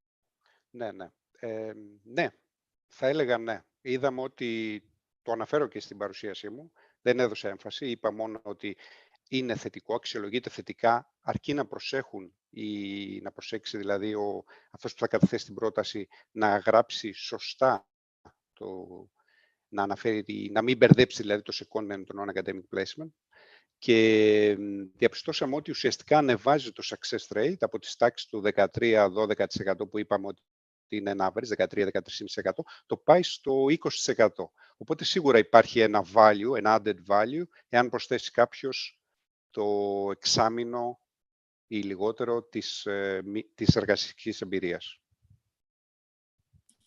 Η επόμενη ερώτηση, μπορεί να υποβληθεί εκ νέου μια πρόταση που απορρίφθηκε στο πλαίσιο προηγούμενης πρόσκλησης, αφορά μάλλον στον περιορισμό όσον αφορά το score? Ακριβώς, ναι. Αυτό είναι το resubmission που είπαμε και αναφέρθηκε και στην παρουσίαση. Αν έχεις λάβει πέρυσι στο προηγούμενο call, στο 21, λιγότερο από 70%, δυστυχώς δεν μπορείς να υποβάλεις ξανά την ίδια πρόταση. Την ίδια πρόταση, αυτό είναι πολύ σημαντικό να το έχετε υπόψη. Σημαίνει ότι ίδιος host, ίδιος researcher. Εάν αλλάξει ένα από τα 2 στοιχεία, μπορεί να υποβληθεί ξανά. Αλλά ίδιος host, ίδιος researcher, λιγότερο από 70% πέρυσι, είναι μη επιλέξιμη για φέτος. Ωραία, ευχαριστούμε πολύ. Regarding the mobility rule, how about stays in the country during the COVID pandemic while working from distance from another organization abroad? Είναι μια ερώτηση που δεχόμαστε και εμείς σαν Εθνικά Σημεία Επαφής. Ναι, όχι, δυστυχώς σε αυτή την περίπτωση ο κανόνας του mobility rule είναι ξεκάθαρος, δηλαδή δεν πρέπει να έχεις εργαστεί ή να ζήσει. Εργαστεί σημαίνει ακόμα και εξ αποστάσεως στη χώρα που είναι ο host. Οπότε σε αυτή την περίπτωση, αν έχεις εργαστεί πάνω από 12 μήνες τα τελευταία 3 χρόνια, άσχετα αν είναι εξ αποστάσεως, είσαι μη επιλέξιμος. Πόσο ρόλο παίζει ο αριθμός των δημοσιεύσεων στις αιτήσεις Marie Curie? Υπάρχει κάποιο μήνυμο αριθμός δημοσιεύσεων στο βιογραφικό? Ναι, καλή ερώτηση. Δεν υπάρχει minimum, όχι. Όπως καταλαβαίνετε, απευθυνόμαστε σε early researchers. Δηλαδή, είδατε ότι υπάρχει ο περιορισμός από πέρυσι στα 8 χρόνια, που σημαίνει ότι απευθείας υπάρχουν πολλές προτάσεις ερευνητών που μόλις έχουν τελειώσει το διδακτορικό τους, υποβάλλουν πρόταση και είναι επιτυχημένοι, και άλλοι άνθρωποι που έχουν μετά από 5-6 χρόνια ή ακόμα και περισσότερα υποβάλει με περισσότερες δημοσιεύσεις. Τώρα, η αξιολόγηση πώς γίνεται από τους ερευνητές ή από τους αξιολογητές? Οι αξιολογητές λαμβάνουν υπόψη την ωριμότητα, το maturity του researcher. Δηλαδή, αλλιώς αξιολογούν κάποιον που έχει 7, 8, 9 χρόνια εμπειρίας από τότε που πήρε το βιογραφικό του και αλλιώς κάποιον που μόλις έχει τελειώσει το διδακτορικό του. Οπότε δεν υπάρχει κάποιο minimum και δεν υπάρχει κάποια συγκεκριμένος αριθμός δημοσιεύσεων. Ευχαριστούμε πολύ. Δικαιολογείται maternity leave στη Marie Curie σε τέτοια περίπτωση κατά τη διάρκεια του fellowship? Ναι, νομίζω ότι υπάρχει και extension αντίστοιχα. Φυσικά, φυσικά. Ωραία. Για υποτροφίες που μπορούν να λάβουν το ERA fellowship, πώς γίνεται η επιλογή? Είναι αυτόματη ή ο υποψήφιος πρέπει να ακολουθήσει κάποιες περαιτέρω διαδικασίες? Αυτό είναι ερώτημα που θέτουν και σε εμάς, γιατί έχουμε αντιληφθεί ότι το score στην περίπτωση των ERA fellowships των υποτροφιών ήταν χαμηλότερο από 92% που αναφέρατε. Ναι. Αυτό δεν γίνεται αυτόματα. Αυτό ουσιαστικά υπολογίζεται από εμάς, από την υπηρεσία, με βάση το budget που ανέφερα προηγουμένως. Δηλαδή υπάρχει ένα restriction, το οποίο είναι τα 8 εκατομμύρια του ERA fellowship budget. Τώρα, αυτά τα 8 εκατομμύρια διανέμονται σε προτάσεις οι οποίες δεν είναι στο main list, δηλαδή δεν έχουν χρηματοδοτηθεί αρχικά από το postdoctoral fellowship και μετά έχουν λάβει τη βαθμολογία που έχουν λάβει. Πρέπει να έχουν το περισσότερο 70%, να μην είναι κάτω από 70%, για να είναι επιλέξιμοι στο ERA fellowships και μετά πάει αναλογικά, ανάλογα με το που βρίσκεσαι στην κατάταξη και με βάση το budget που έχει ξοδευτεί, ας έλεγα, σε άλλες προτάσεις, γίνεται μια αυτόματη κατανομή στα ERA fellowships. Ωραία, ευχαριστούμε. Μπορούμε να είμαστε παράλληλα εργαζόμενοι σε Ορίζοντα Europe, στο host institution.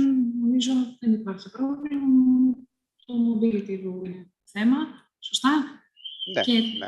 Αν κατάλαβα καλά, ναι. Επόμενη ερώτηση. PhD awarded το 2011, δηλαδή... Ναι. Καταλαβαίνω. Αυτό είναι το... Είναι okay αυτό. Λοιπόν, αυτό, ναι, είναι ok σε περίπτωση που ο ερευνητής έρθει απευθείας από την Αυστραλία, ο συγκεκριμένος, απευθείας από την Αυστραλία, σε μια χώρα της Ευρωπαϊκής Ένωσης. Δηλαδή, αν βρίσκεται εδώ στην Ευρωπαϊκή Ένωση, ήδη στην Ελλάδα, ας πούμε, τότε αυτά τα 5 χρόνια που είχε στην Αυστραλία, πριν αρκετό διάστημα, δεν είναι επιλέξιμο. Πρέπει ο ερευνητής να έρθει να βρίσκεται ήδη στην Αυστραλία, να υποβάλει μια πρόταση στα European Fellowships για ένα host στην Ελλάδα, για να κάνει claim το συγκεκριμένο exception.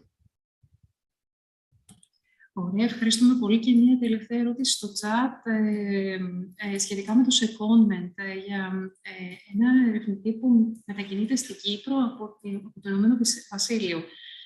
Μπορεί ο ερευνητής να επιστρέψει στο Ηνωμένο Βασίλειο για το secondment και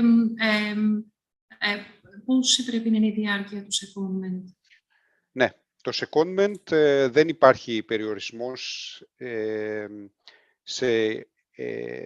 γεωγραφικός, θα έλεγα, για το secondment. Δηλαδή, το secondment μπορεί να γίνει σε οποιαδήποτε χώρα του πλανήτη, συμπεριλαμβανομένες τρίτες χώρες, που πολύ πιθανόν το Ηνωμένο Βασίλειο να είναι μια τρίτη χώρα. Οπότε δεν υπάρχει πρόβλημα για το secondment. Το πρόβλημα είναι στο non-academic placement. Το non-academic placement είναι μόνο σε χώρες κράτη-μέλη ή associate countries. Secondment δεν υπάρχει πρόβλημα να το κάνει στο Ηνωμένο Βασίλειο, στην Ελβετία ή στην Αυστραλία. Και όσον αφορά τη χρονική διάρκεια, είναι μέχρι και το 1/3 της ολικής διάρκειας του project. Ανάλογα με τη διάρκεια του project, μέχρι και το 1/3 μπορεί να γίνει σε secondment σε τρίτες χώρες, οπουδήποτε στον πλανήτη, εντός Ευρωπαϊκής Ένωσης ή εκτός, να μην είναι πάνω από το 1/3 και μπορεί να σπάσει σε διάφορες διαστήματα. Δηλαδή, μπορεί να γίνει 2 μήνες σε μία περιοχή, 3 μήνες σε μία άλλη, 1 μήνας σε μία τρίτη χώρα. Σας ευχαριστούμε πολύ, κύριε Στάικο. Θα ήθελα τώρα να περάσω στο round table και να συνεχίσουμε τη συζήτηση στα αγγλικά. So we will now switch to English and welcome our round table participants and more specifically the ERC grantees and postdoctoral fellowship, as well as members of the National Program Committee of the ERC and postdoctoral Marie Skłodowska-Curie actions. I would like to present now Dr. Carolina Casadio. She's an ERC starting grant at the Institute of Astrophysics at the Foundation for Research and Technology, Hellas. Carolina Casadio has obtained her university degree in astrophysics and cosmology from the University of Bologna and completed her doctoral studies in Spain. She has recently been awarded an ERC starting grant for the project SMILE, Search for MIDI lenses to discriminate between dark matters and modules.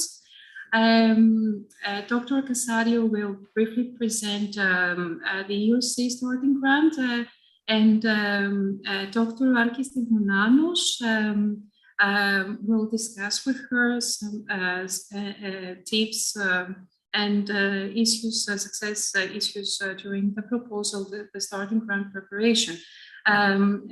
Dr. Bounanos is an assistant research astronomer at the National Observatory of Athens, and she has also been recently granted an ERC Consolidator grant.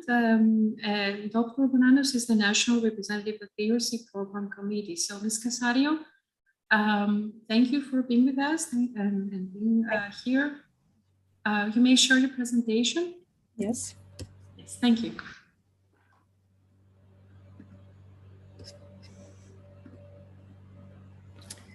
Can you confirm you can see my presentation? Yes, thank you. Okay, thanks. Okay, so hi everyone.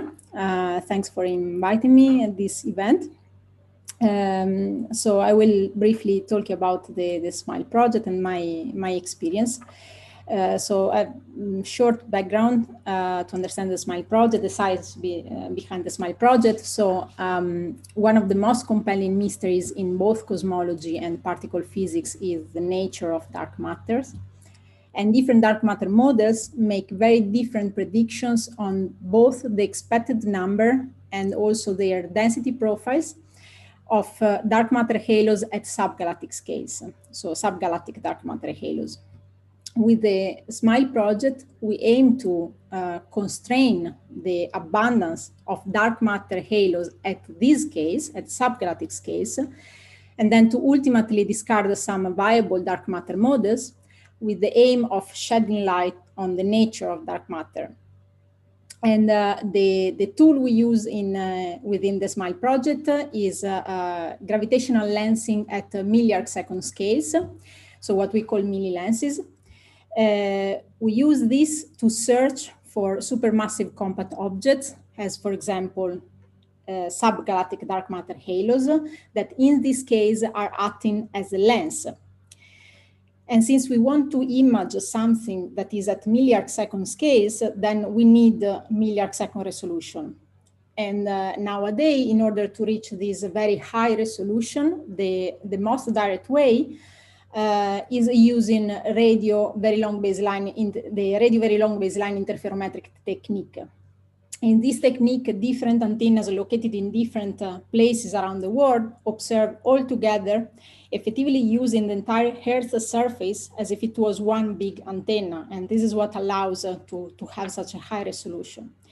So within the SMILE project, we will produce images, radio VLBI images, of a large and complete sample of radio LAUDO sources. And we will use these images to search for sources that have a particular morphology, that is the one shown here at the bottom left as an example. So we will look for sources that display these two compact component or multiple compact component at milliarc-second scales. That is a type of morphology that we expect in the case of a milli-lens system, where the lens is one of these supermassive compact objects that split the image of a radio loud quasar in the background into two lensed images, and the angular separation is expected to be milliarc second scales. So since this search we will perform on a complete sample of sources, this allows us also to make some, to compute some statistic on the sample, and in particular we can calculate the probability for each source in the sample, given their distances, that this source has to be gravitationally lensed by a dark matter subgalactic halo in between. And then we can sum over all sources, and we can, in this way, we will obtain what is the expected number of millilens system that we expect to have within our SMILE project. And since this number depends on basically on some characteristic of the lens, in particular, it depends on how many of these dark matter subgalactic halo we have, so on the mass function and also on the density of this object. And these two parameters are different for different dark matter models, then this means that we expect different number of detected millilens system for different dark matter models. And this will allow us, basically SMILE project will allow us then to discard some viable dark matter models. Then with the large number of high quality images that we aim to obtain, we can also perform a side science project, since most of the sources discarded as millilens candidates will be investigated as supermassive binary black holes, or even compact symmetric objects, where the latter are considered the young counterparts of the nowadays beautiful and extended radio galaxies. So in both cases, we are talking about objects that can help us in investigating the evolution of active galaxies and galaxies as well. Since the bulk of the project consists in the VLBI data calibration and imaging of a large sample of sources, and this is quite tricky, we have to develop a new automated pipeline to do this in an automated way, and then at the end we will make also available for the community this pipeline. Plus, we will also make available the high quality VLBI images and secondary calibration product of the entire complete sample of sources for the community. So for this project, I've recruited a high profile team made of experts in the different field that this project covers, like dark matter models, agent physics, gravitational lensing, and VLBI data. And this is, you can see their name here, listed here. And these people have already contributed actively and significant to the project, because we have published together this pilot study that you can see here, sort of a proof of concept for the SMILE project, and we have published this before applying for the ERC starting grant, and this was evaluated very positively by the ERC committee. So I think I can stop here. Thanks for your attention.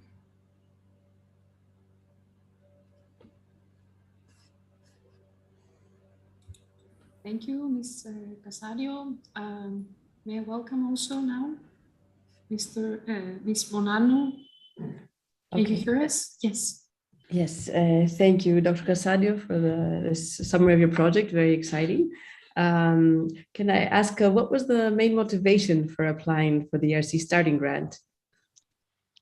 Yes, so I'll be honest. The main motivation for me was the permanent position that the Greek government guarantees for to people who have been awarded such prestigious ERC grant, and basically to keep my job.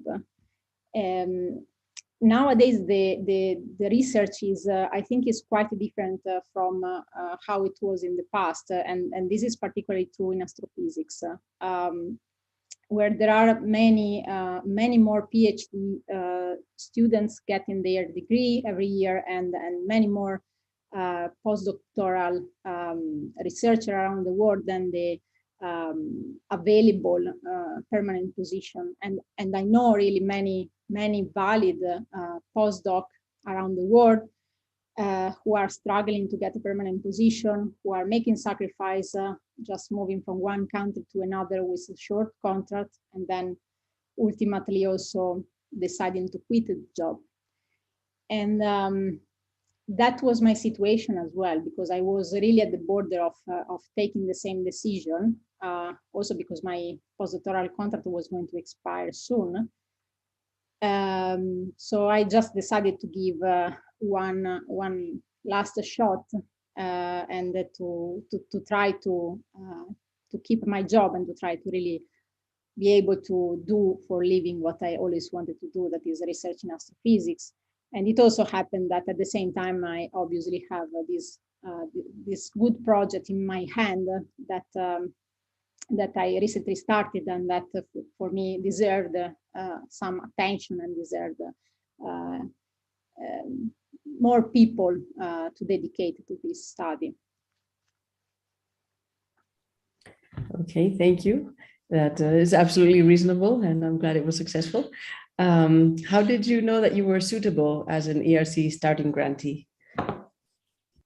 Yeah, I didn't know.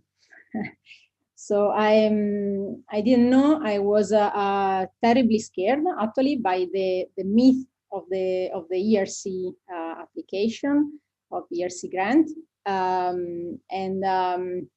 and actually, since it was the last but one here for me to apply for an ERC starting grant, I was also very much scared that I was not going to pass to the second phase, and that in this way, then I would have missed the following year call, and then the possibility of applying again within the ERC starting grant. So next time for me would have been already in another league, the ERC consolidator grant. So I was scared, but I was I think I was really lucky enough to that when I arrived here in Crete, my supervisor believed in me, and they were really encouraging. They were pushing me, trying.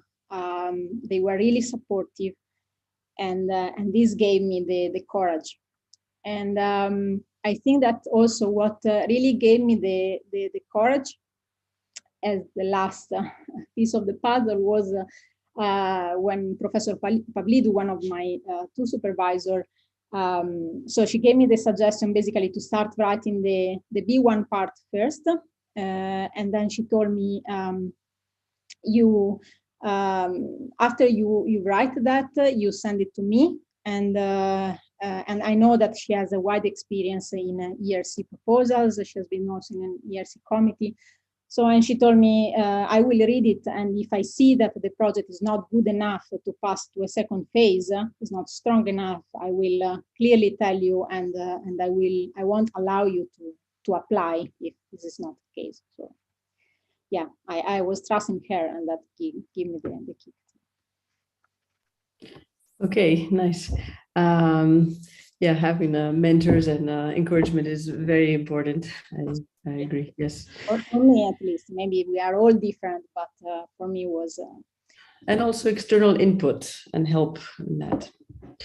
So what would you say is the main difficulty or the main challenges you encountered when preparing your application?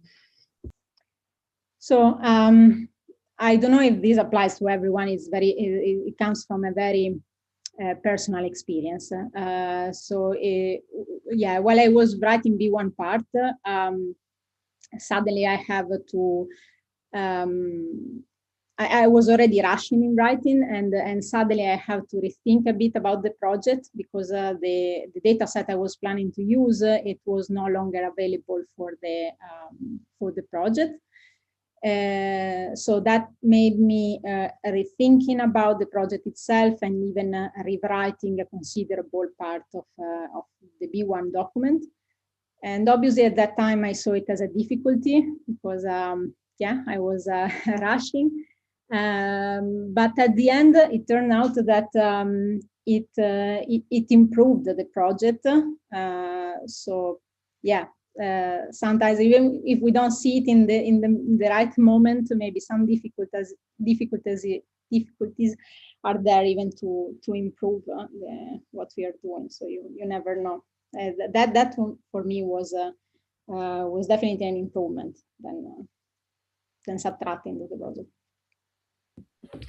Okay, and one final question. What is your top advice toward future applicants for the starting grant regarding proposal preparation? Yeah.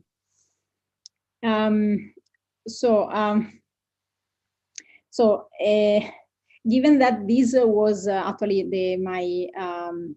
the only time for me to apply for an ERC grant, I really don't have that much experience to feel comfortable to give a suggestion, because I don't have negative feedback to compare with. But I can at least tell what worked fine for me based on my very personal experience. And so what I found really useful was the suggestion indeed to start writing the B1 part first. Because you are much more energetic and enthusiastic the first time you write about your project, and B1 part is the pass for the second phase. So it has to be written very in a perfect way, way better than B2. And that worked for me. And then after writing B1 part, I think it worked very well also. Asking people to read my proposal. So I've asked people with expertise in the ERC process, but I asked also people from that they were both in my topic and also people outside the topic to write the proposal and to give me feedback and to be very, very critical.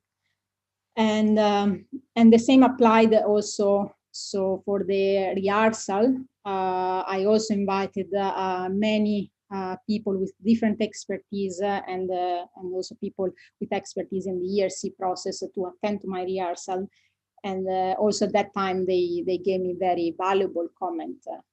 Also, I have to rethink basically entirely to the presentation, but that was good. So at the end, so accept critique and really ask as many people as possible with experience in the ERC process, and also people who know the topic, but also people who don't know the topic, I think is very valuable. Yeah. Great, thank you. Yes, I agree with that, all the stuff you had to, all the comments and advice. Thank you very much. I think that's all the questions I had prepared. Thank you. Thanks. Thank you both for this very interesting and very positive discussion. Now I would like to invite Professor Polikarpou. He's a professor of electrical computer engineer and director of the Kyiv Research and Innovation Center of Excellence at the University of Cyprus. He's also a member of the Cyprus Academy of Sciences, Letters and Arts, and an honorary professor of the Imperial College, London. Professor Polikarpou has published more than 400 scientific articles and co-authored 7 books. He is also the holder of 6 patents. His research work has been funded by several agencies and industry in Europe and the United States, including the ERC Advanced Grant, the ERC Synergy Grant, and 2 ERC Proof of Concept grants, and the EU Teaming Grant. Professor Polikarpou will discuss his experience with Professor Papadopoulos, who is expert at the ERC program. Professor Papadopoulos is professor at the Institute of Structural Analysis and at the Seismic Research of the School of Civil Engineering at the National Technical University of Athens. Welcome, Professor Polikarpou and Professor Papadopoulos. Hello, can you hear me okay? Yes, thank you. I have to apologize. There's some construction going outside, so you might hear that. It's outside of my control. So, shall I share the presentation, or will you do it? Or? Do you want me to share it? It's no problem. Okay.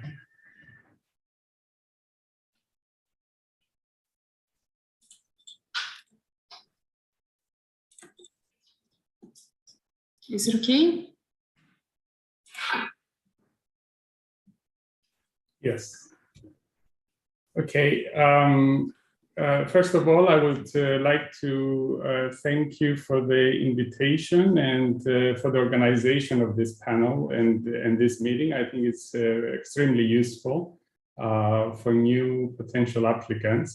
And I will just briefly talk a little bit about my experience with the ERC Water Futures project, and then I'll be available for questions. So can we go to the next slide?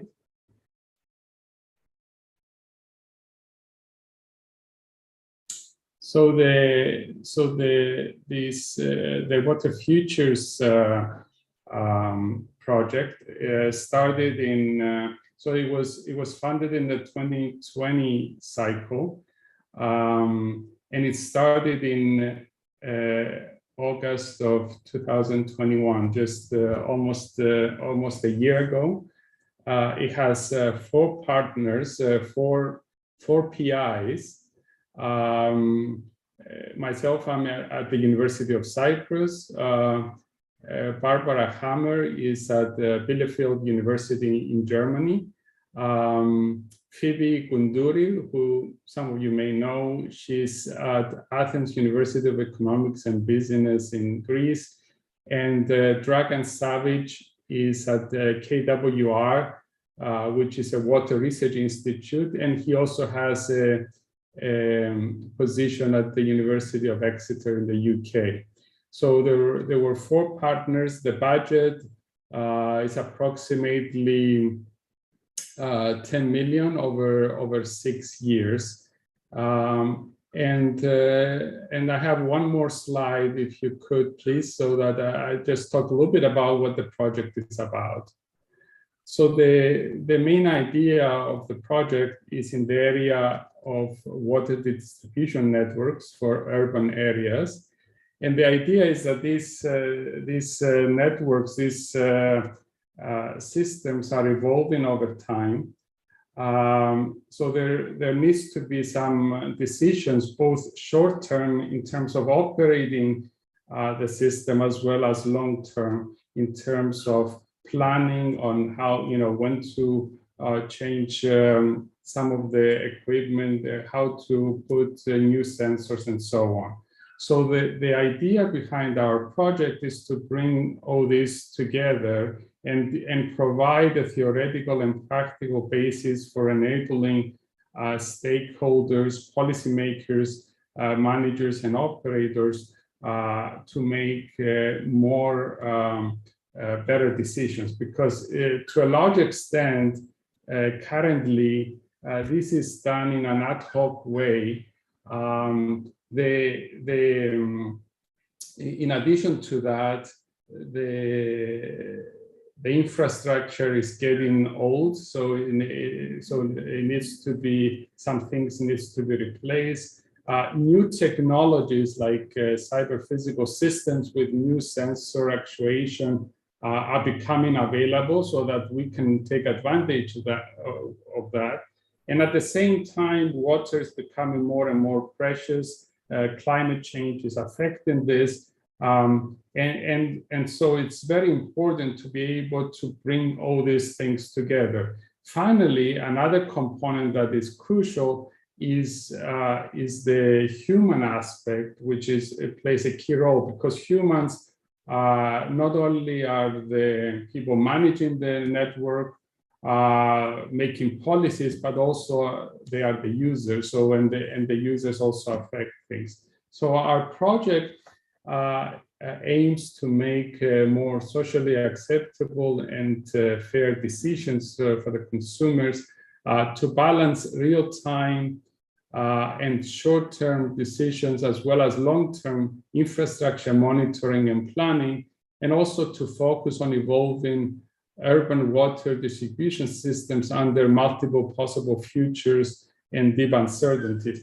And in order to achieve this, our team has, so I come from an electrical and computer engineering background, working in automation and intelligent systems. Dragan works as a water engineer, working with a long-term experience in that.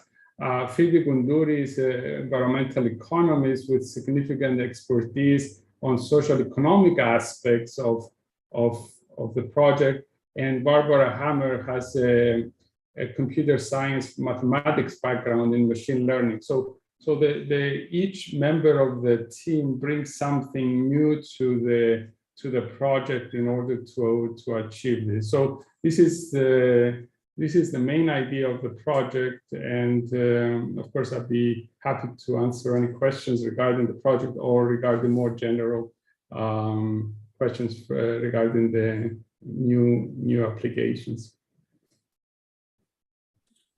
Thank you very much, Professor Polikarpou. May I invite now Professor Papadopoulos? I got to say that Professor Papadopoulos has participated in a number of projects, EU national projects, including an ERC advanced grant. Professor Papadopoulos? Yes, thank you. Hello, everybody. Professor Polikarpou, first of all, let me congratulate you for the successes, the great successes that you have. You are, apart from a synergy grant, you also had an ERC advanced grant and 2 proof of concept grants. And I would like to ask you, with respect to this experience, you are the right person to answer this actually. What is the main difference between the synergy and advanced grants, and in practice, how was the proposal prepared differently for its case? Yes, so the ERC Synergy Grant has, just like the name indicates, it has, in addition to having everything that was mentioned earlier in terms of high quality ideas and high quality researchers working. In addition to that, you need to have the synergy. So you need to have people coming from different areas. Each team member needs to bring something new to the proposal. So as you know, you can have between 2 to 4 teams working together. In our case, it was at the maximum, but each one needs to bring something new to the proposal. So that makes it, in my opinion, harder to write a proposal which has fundamental groundbreaking, which is what the ERC is looking for. Research in all different components. In our case, 4 different components, and actually to coordinate this in a way that it doesn't seem like there's one person that wrote the proposal, but it's a combination that every team member brings together. So it's kind of like having 4 ERCs together and having the synergy. So this is the key idea. Thank you very much. I think it's clear that you need the complementarity, and the last thing that you said clears the situation, that it's like having 4 ERCs, or depending on the people that are participating. Now moving forward, how was this group formulated in the Synergy Grant? Was it based on existing collaboration that you already had, or a new one was just created on the basis of the expertise required for the project? Do you have any suggestions on this matter for future PIs on how to prepare a group for a synergy proposal? Yeah, I think there are different models. There's the model where there's a group already working on a project, and they may have common public, joint publications and so on. There's the other extreme where the people haven't worked together before, but they have a good fit, and there's actually a lot in between, where maybe some people have worked together, but not all of them, and so on. In our case, we didn't have we knew each other, but we hadn't worked together before. So we didn't have joint publications, which was something that we thought may actually come against us, but it's not one of the requirements. However, I do believe that some of the successful proposals are based on existing collaboration. In our case, it was not. It was a group of people that we knew each other, and then we started working together on the proposal. So in our case, it actually required more time to prepare so we had, just for the preparation of the proposal, we had several meetings, physical meetings. It was submitted before the pandemic. So we had several meetings just to agree on how to, on the key ideas that would be put together. And so this is something, I think synergy grants, because it involves more than one person, I think it requires more time to actually prepare the proposal than a single investigator or ERC.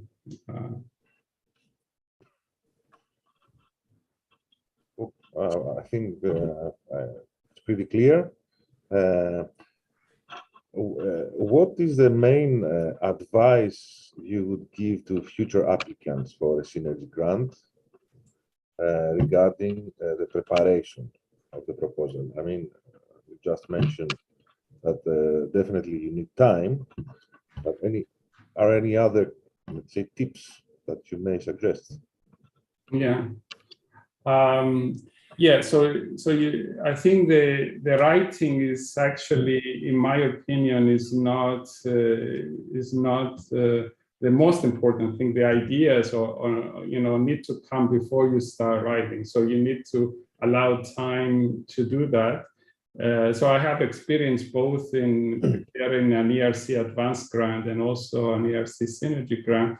I think you need to put together a team. Maybe it's people that you already are working on and you have a good chemistry, but good chemistry is not enough. I think a lot of times we feel more comfortable working with people that come from the same background that we do. And sometimes these are the same people that would not fit the complementarity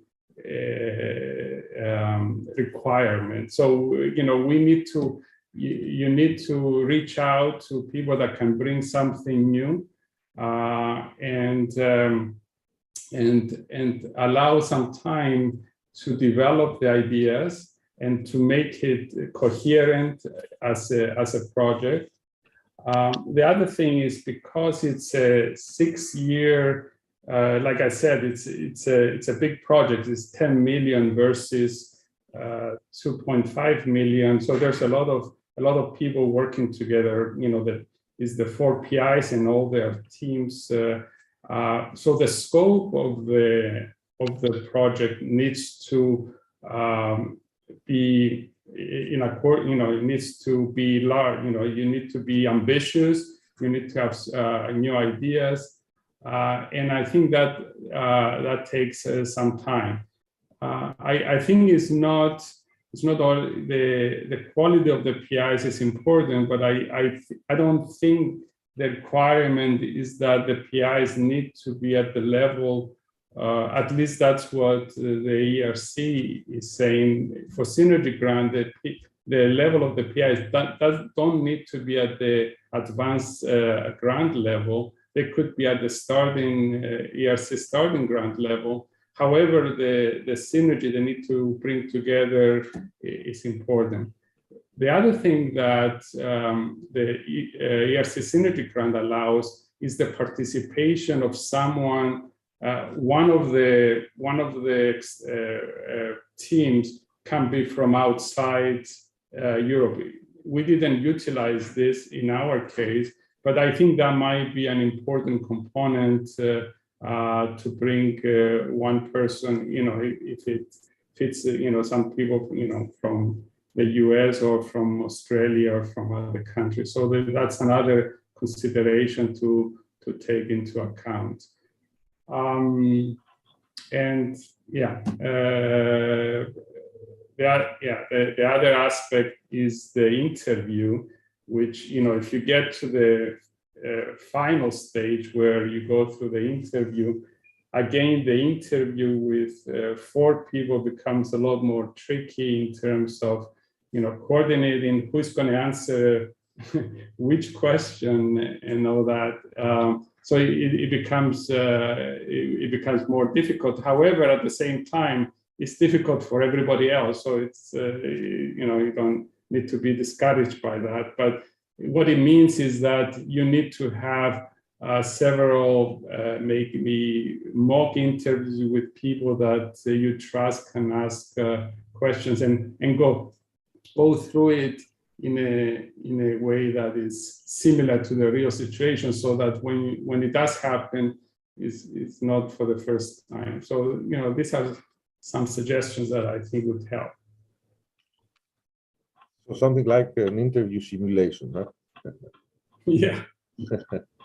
Okay. So finally, the last question would be that what has the impact of the ERC grants been on your career?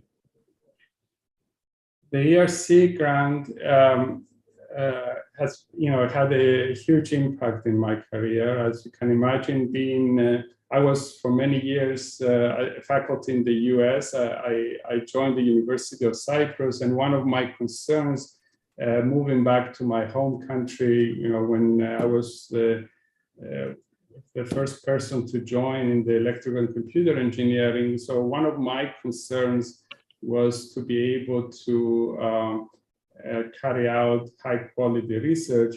And the ERC was actually, has given me that opportunity first with the ERC Advanced Grant, and that was back in 2012. And more recently with the ERC Synergy Grant. So I think it's kind of it's a game changer. It's a career changing award.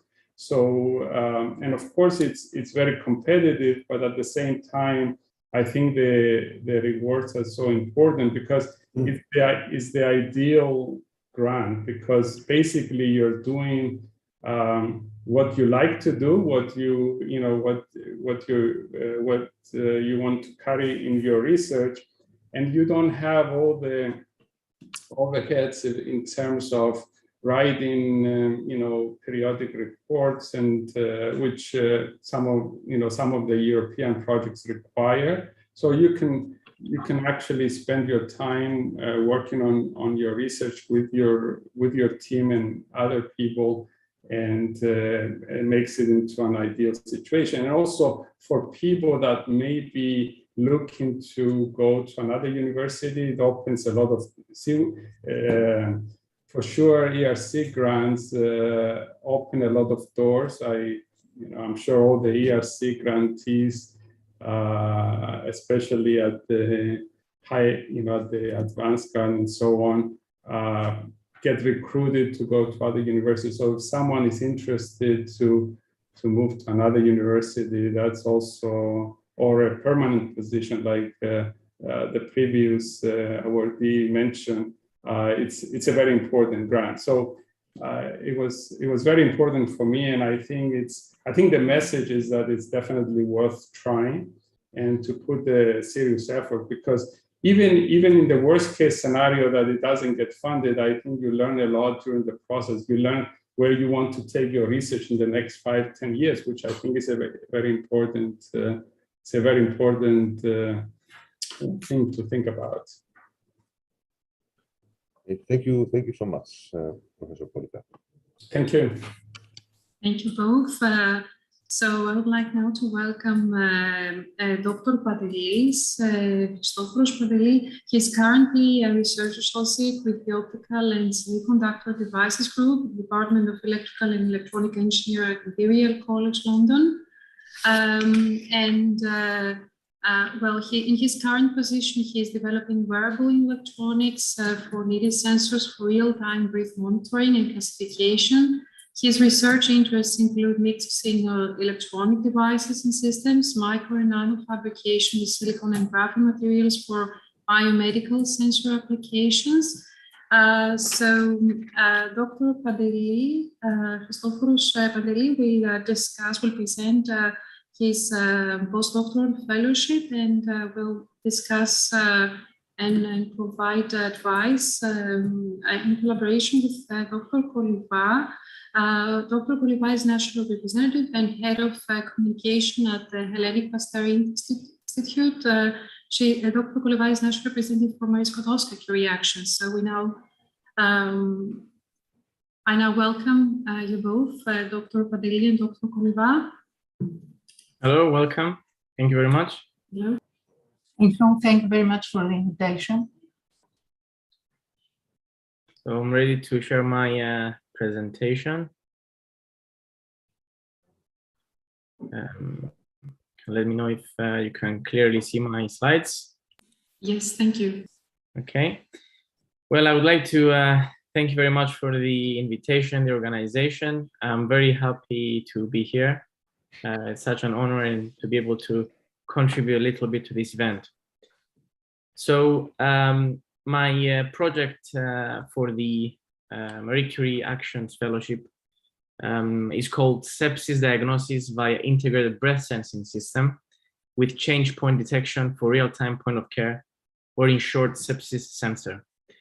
So to give a little background of what's going on here, we've looked at some statistics, and there are 11 million people, out of which 2.9 million children under the age of 5 years old die from sepsis every year. And that's are the facts, that's the numbers. So we convert that in seconds, so 1 death every 2.8 seconds, which is quite dramatic. But what is causing this fact is the problem of being given general antibiotics after clinical symptoms appear in sepsis of patients in ICUs. So sepsis basically is the body's irregular response to internal infection. And that causes some symptoms of temperature, confusion, altered breath, and a few more. And when these appear, sepsis has already been developed. So there's already a process happening inside the body of the infection before these clinical symptoms appear. So giving antibiotics after the clinical symptoms is already too late. So our project is looking into what's happening before those clinical symptoms.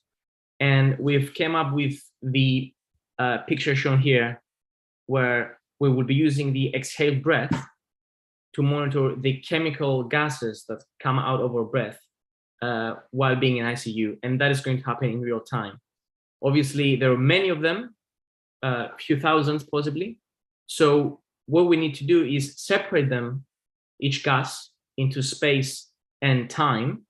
So that's why we have sorbent gas A, sorbent gas B. So these sorbents will just glue these gases separately. And then with temperature control, we send them to different sensors. And there we will detect whether we have gas A or gas B and so on. Now, when we detect these gases, they might be there anyway. independent of whether they're related to sepsis or not. So after the detection, we will be monitoring every few seconds their concentration in a computer and be able to detect the change.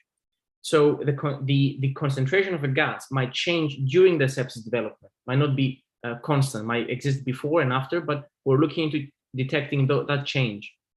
So this is basically the system that we're trying to develop in a nutshell, using exhale breath, some sensors to get the gases we need, and then monitor them in real time to check for their any changes. So after this system is being developed and we validated initially in vitro with control gases, and then we will use bacterial cultures to actually get gases that are related to sepsis. And finally, the in vivo testing will be done using mouse models with induced sepsis. Now, to get out of the technical aspect of this project, in order to do and implement this kind of project, there's a huge variety of disciplines, and that's a very attractive feature for a Marie Curie project. Initially, it will be myself with electrical and electronic engineering background, moving from Imperial College London to University of Cyprus. Then Dr. Chrisafis Andreou, who is already in the University of Cyprus in the electrical engineering department again. And then we're deviating from the engineering, going to chemistry with Dr. Sagapiou, and adding some mathematics and statistics, again from the University of Cyprus, Dr. Andreas Anastasiou. And that will be used for the change point detection. As I said, we want to detect the change in those exhaled gases. And finally, of course, there must be some biology, and therefore we need Dr. Yorgos Apidianakis, again, at the University of Cyprus. So with this multidisciplinary team, the methodology we're going to use is to develop and test the sensing system at first with controlled gases, such that we know it's a reliable system. And then we will analyze the gases that we get from in vitro and in vivo samples, as I said initially, before bacteria and then mice, using a gas chromatography mass spectrometer. That's the gold standard of this of the gas analysis technology. And using these two, we'll compare them such that we can improve our system during the duration of the 2-year project. And of course, what we aim to get out of this project is to have a new methodology for the early detection, that's very important, early detection of sepsis via continuous breath monitoring. So non-invasively, no blood's taken out, nothing of that. So just breathing in the ICU and getting the gases, analyzing in real time, and hopefully that will save lives. Thank you very much for your attention. Happy to answer any questions.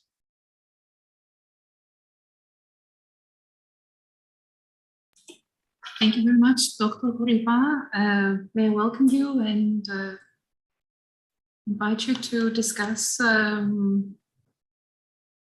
yes, with Dr. Padley. Yes, thank you. Thank you very much. Dr. Padelis, thank you very much for your presentation and the very interesting work you are doing.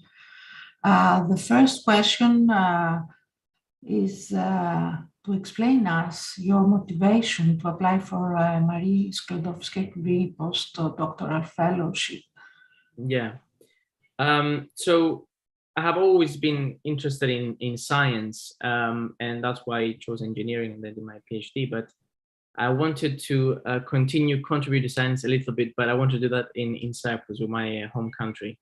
So that was the main motivation. So keeping it interesting and useful for science, but then being able to do that in my home country. Yes, that's very natural and reasonable. And of course, it's very interesting for Cyprus and to gain back scientists. When you were preparing your proposal, have you been supported? Did you have any mentor? Did your host institute help you to write the proposal? Mm-hmm. Yes, so I've attended a few of the national contact point events where they were going through the preparation process, the instructions, and so on, because every year they change. So they kind of pointed out the main points and some details that were made clear after those national contact point events. And of course, my supervisor, Dr. Christophe Andreou, had many discussions and meetings to formulate the idea and improve the writing of the proposal. These were the main two assistants I had. I noticed that your hosting team is a multidisciplinary team, of course, due to the subject of your work. Did you ever think to include the industry in your team? Because it's quite applied research, and hopefully you can have patents also. Yeah, that's a very good question.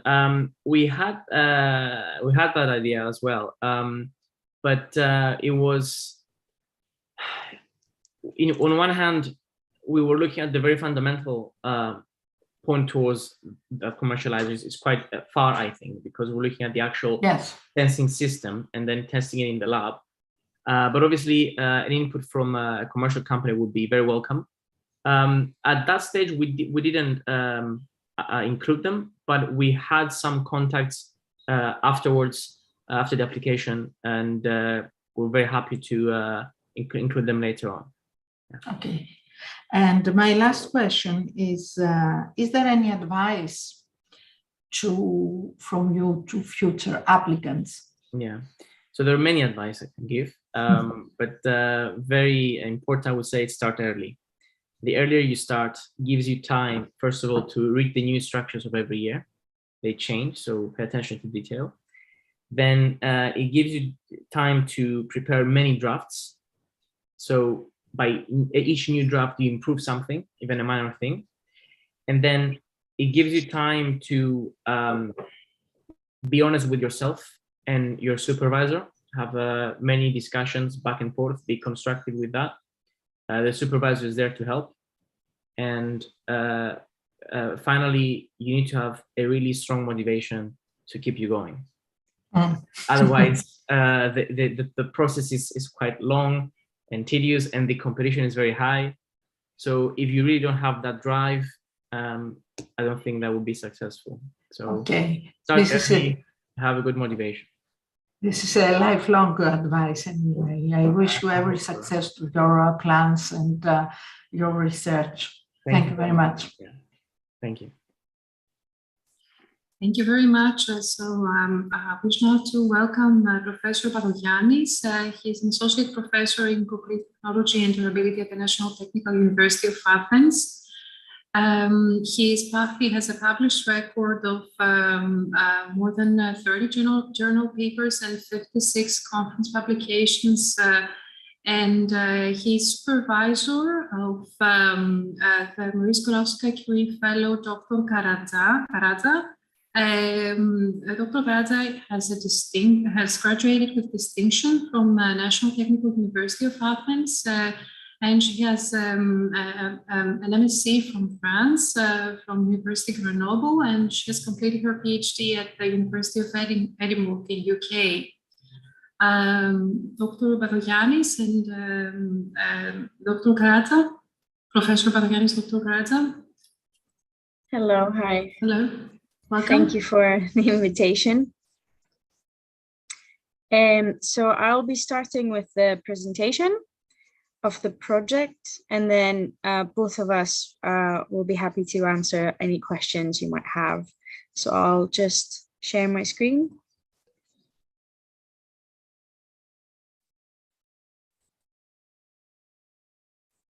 Hopefully you should be able to see the presentation now.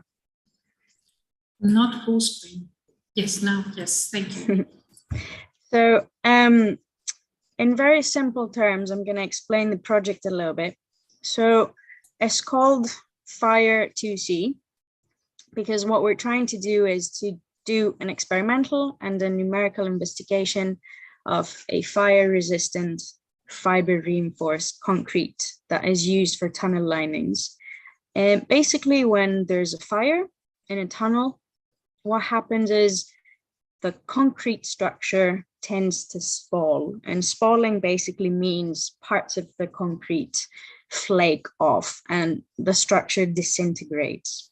So this obviously has very significant economic cost, because they will need to completely not just repair it, but put new concrete in.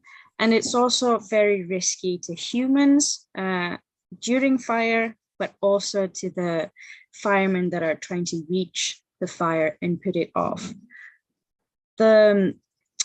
In engineering, when we're building a concrete structure, we obviously want it to be strong and we want it to be durable.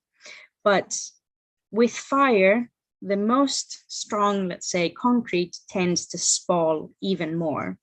So to overcome this in engineering, we would mix different types of fibers with the concrete in order to reinforce it and make it spall less when there's fire. The problem, though, is that fiber reinforced concrete is less strong than when it is without the fibers. So what we are trying to do is solve this problem and manufacture a new type of concrete that is both high in strength, but also fiber reinforced so that it can be fire resistant. And so we can improve the design of tunnel concrete linings. In terms of the project team, as myself, I'm the postdoctoral fellow, and it's also Professor Badogiannis, who is the supervisor, and he's going to be speaking later on.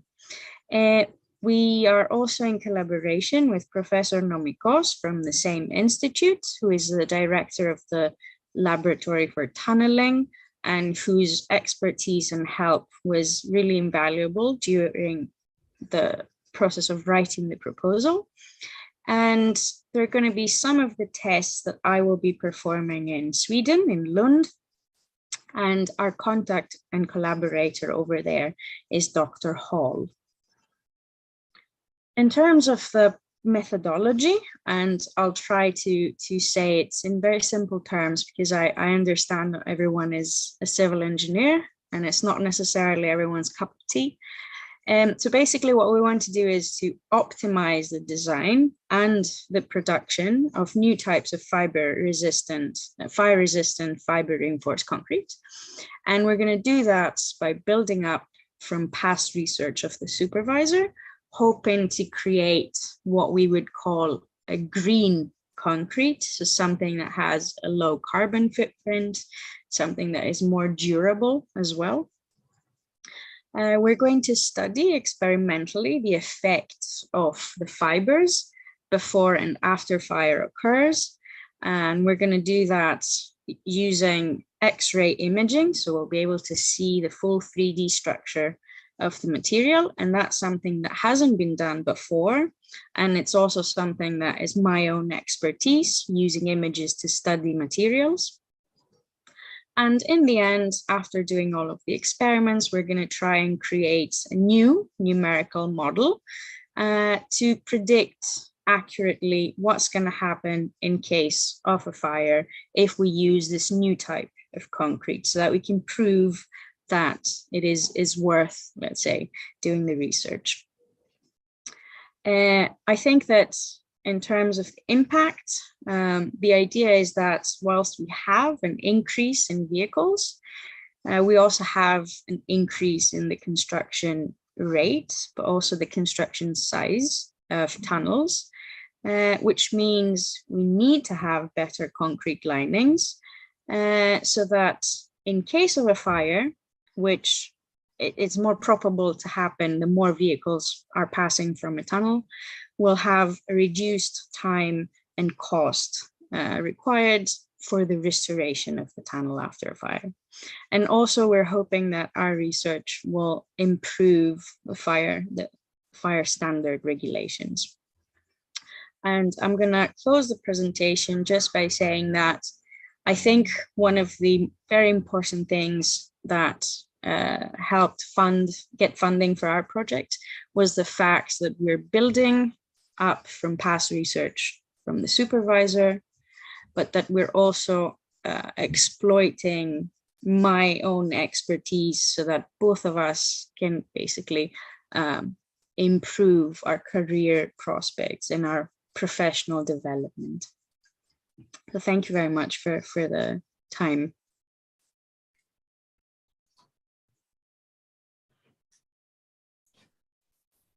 Thank you very much for the presentation. I invite again Ms. Kouriva. Thank you. Dr. Karadza, what was your motivation to come in Athens and work in the NTUA? Other than it's the best university in Greece. No, I think one important thing I realized doing research, and I've been quite mobile with it, is that it's important to work with people you know, you trust, you've worked before, either because you studied there, like I did, so I had contacts, or because you've met and have collaborated before in conferences. And so to me, it was more important to find someone who was a good match to the work that I do and complements it, rather than wanting to come back home. So yeah, coming back home wasn't necessarily my biggest motivation, but it was more about working with people I knew. Okay, that's very important, and thank you for your answer, because it gives us the possibility to see the Marie Sklodowska-Curie actions as the perception of these actions was to the mobility of new researchers, and not because, you know, in Greece we speak about the brain gain, and sometimes we lose the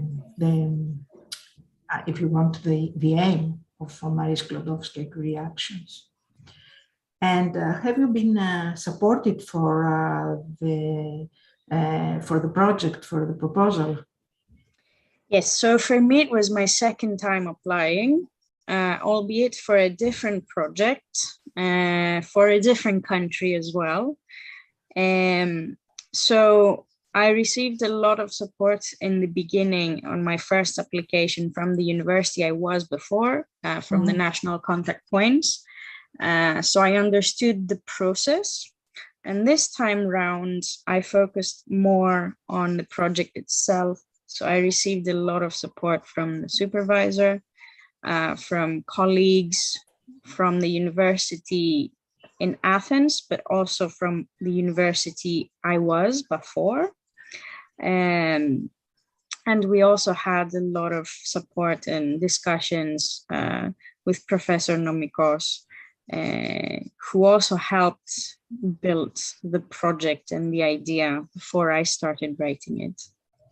I don't know if Professor Badogiannis would like to add anything. First of all, I would like to thank you for the invitation, because I think that I was not here before. Of course, I'm very happy for this collaboration. Of course, my general goal is to widen as much as I can my research network. Of course, it is also my goal to face up aspects and subjects of my research that I have not before. And Zeynep is my collaboration with Zeynep and the other professors in line with these goals. As Zeynep also already mentioned, we had a lot of meetings together with Professor Nomikos. We discussed a lot of scientific details in order to be more clear and more simple. And I think this helped a lot to the success of the proposal. and I'm very glad for this success. No, I don't have anything else to add. And of course, I'm here for any other questions or clarifications.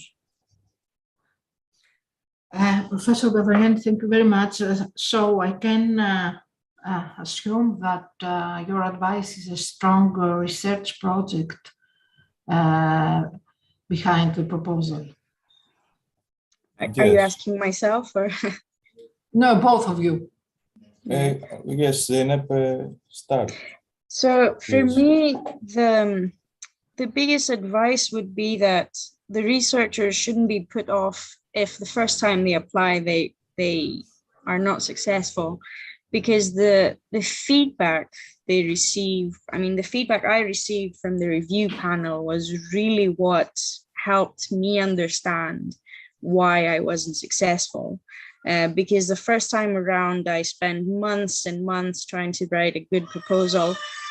I'm sorry, I have a baby and he's crying, so I'm sorry if you can hear him. Yeah, I was also heavily pregnant when I was applying.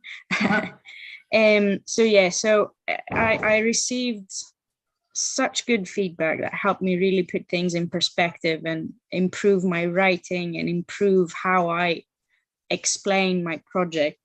And then the other thing that I would advise people would be to spend some time before writing the proposal to both understand exactly what the requirements of the project are, but also to make sure that the idea is scientifically sound. Because if the idea is really scientifically sound, it's not that difficult to write it down and persuade someone that it's a good idea. I think the problem lies when you're a PhD student and a postdoc, you haven't necessarily submitted proposals before. So you really, really need to spend a lot of time, most of the time, making sure the idea is very good. Yes, you are right. You are right. Anyway, in your research career, you will have many, many proposals to submit. Okay, thank you very much. Thank you. Thank you, everyone. Σας ευχαριστούμε πολύ, κύριε Κολυμπά, κύριε Καράτσα, κύριε Παπαδογιάννη και όλο το πάνελ για τον Φέλους και τον Δράσεις για τη συζήτηση και την παρουσίαση των έργων. Θα περάσουμε τώρα στο τελευταίο μέρος της εκδήλωσης, όπου θα κλείσουμε με την παρουσίαση των υπηρεσιών των Εθνικών Σημείων Επαφής στην Ελλάδα και στην Κύπρο. Θα ήθελα να δώσω το λόγο στην Κατερίνα Παπαδούλη, επικεφαλή της Ομάδας των Εθνικών Σημείων Επαφής, για να παρουσιάσει το ρόλο και τις υπηρεσίες του Δικτύου Πράξεως Εθνικών Σημείων Επαφής στα προγράμματα πλαίσιο της Ευρωπαϊκής Επιτροπής. Κατερίνα.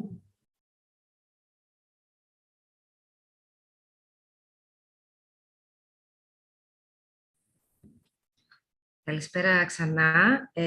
Πριν κλείσουμε, όπως είπε και η Μαρία, θα σας παρουσιάσουμε σύντομα με ποιον τρόπο μπορούμε εμείς ως Εθνικά Σημεία Επαφής να σας υποστηρίξουμε στην διαδικασία της προετοιμασίας, της υποβολής, αλλά και της υλοποίησης προτάσεων στα ευρωπαϊκά προγράμματα και στον Ορίζοντα Ευρώπη και συγκεκριμένα στα προγράμματα του ERC και των δράσεων Marie Curie.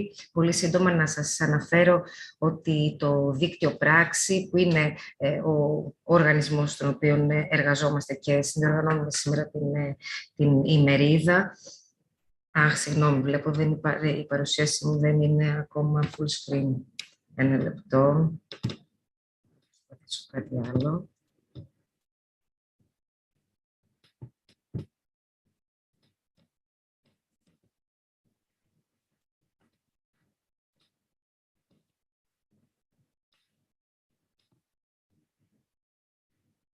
Ωραία. Το δίκτυο πράξη λοιπόν ιδρύθηκε το 1991, ήταν μια πρωτοβουλία του Συνδέσμου Ελληνικών Βιομηχανιών και του Ιδρύματος Τεχνολογίας και Έρευνας. Αποτελούμε κομμάτι του Ιδρύματος Τεχνολογίας και Έρευνας και δημιουργηθήκαμε το 1991 με βασικό στόχο να γεφυρώσουμε το κενό μεταξύ της έρευνας και της βιομηχανίας. Ο στόχος του δικτύου πράξη είναι να ενισχύσει την ανταγωνιστικότητα των ελληνικών μικρομεσαίων επιχειρήσεων, αλλά και των ερευνητικών, του ερευνητικού δυναμικού της χώρας, μέσω της προώθησης της καινοτομίας και της επιχειρηματικότητας, της σύνδεσης της έρευνας και της βιομηχανίας, αλλά και της ενίσχυσης της διεθνούς συνεργασίας. Το δίκτυο πράξη πλέον έχει ισχυρή παρουσία σε 6 πόλεις σε όλη την Ελλάδα. Τα γραφεία μας, τα κεντρικά μας γραφεία είναι στην Αθήνα, αλλά έχουμε ισχυρή παρουσία βέβαια μέσα στο Ίδρυμα Τεχνολογίας και Έρευνας στο Ηράκλειο, στη Θεσσαλονίκη, στο Βόλο, αλλά και στην Πάτρα. Ο βασικός μας ρόλος ως εθνικό σημείο επαφής ενισχύεται μέσα από την συμμετοχή μας σε ισχυρά δίκτυα συνεργατών, όπως είναι το Enterprise Europe Network, που αποτελεί το μεγαλύτερο κόμβο υποστήριξης της επιχειρηματικότητας στον κόσμο, μέσα από τα δίκτυα για τα εθνικά σημεία επαφής, που θα εξηγήσω λίγο παραπάνω, να σας δώσω παραπάνω πληροφορίες, αλλά και μέσα από κομβικές συνεργασίες που έχουμε με διαφορετικούς φορείς, key players, και στις χώρες της Ευρωπαϊκής Ένωσης, αλλά και στην Ασία, στην Αφρική και στην Αμερική. Η Γενική Γραμματεία Έρευνας και Καινοτομίας έχει δώσει στο δίκτυο πράξη τον θεσμικό ρόλο του Εθνικού Σημείου Επαφής στα προγράμματα πλαίσιο και αποτελούμε τον βασικό κόμβο για την πληροφόρηση και την υποστήριξη των εθνικών μας φορέων στα προγράμματα πλαίσιο για την έρευνα και την καινοτομία. Όπως μπορείτε να δείτε, στο τρέχον πρόγραμμα πλαίσιο των Ορίζοντα Ευρώπη, το δίκτυο πράξη είναι εθνικό σημείο επαφής στις συγκεκριμένες θεματικές που βλέπετε στην οθόνη σας με κόκκινο χρώμα. Όπως βλέπετε, στον πυλώνα 1 της αριστείας, το δίκτυο πράξη είναι εθνικό σημείο επαφής και για τα 3 διαφορετικά προγράμματα του ERC, του Marie Curie και των ερευνητικών υποδομών. Τι σημαίνει ότι το δίκτυο πράξη είναι εθνικό σημείο επαφής για αυτά τα προγράμματα, ότι μπορεί να σας παρέχει ολοκληρωμένη υποστήριξη στο κομμάτι της πληροφόρησης, της συμβουλευτικής υποστήριξης, αλλά και της δικτύωσης. Έχουμε λοιπόν τον ρόλο να σας πληροφορούμε σε σχέση με τις νέες προκηρύξεις, με τις νέες ευκαιρίες χρηματοδότησης που υπάρχουν, μέσα από workshops, από σεμινάρια, από εθνικές ημερίδες όπως είναι η σημερινή. Έχουμε το ρόλο να σας συμβουλεύουμε, να σας υποστηρίζουμε στο κομμάτι της συγγραφής, της υποβολής αλλά και της υλοποίησης προτάσεων στο πλαίσιο του Ορίζοντα Ευρώπη και τέλος έχουμε και τον ρόλο της δικτύωσης. Μπορούμε να σας φέρουμε σε επαφή με τις κατάλληλες κοινοπραξίες αλλά και με εταίρους στο εξωτερικό και στην Ευρώπη αλλά και διεθνώς, για να μπορέσετε είτε να δημιουργήσετε κοινοπραξίες όπου είναι απαραίτητο, είτε να συμμετάσχετε σε επιτυχημένες κοινοπραξίες ευρωπαϊκές και διεθνείς.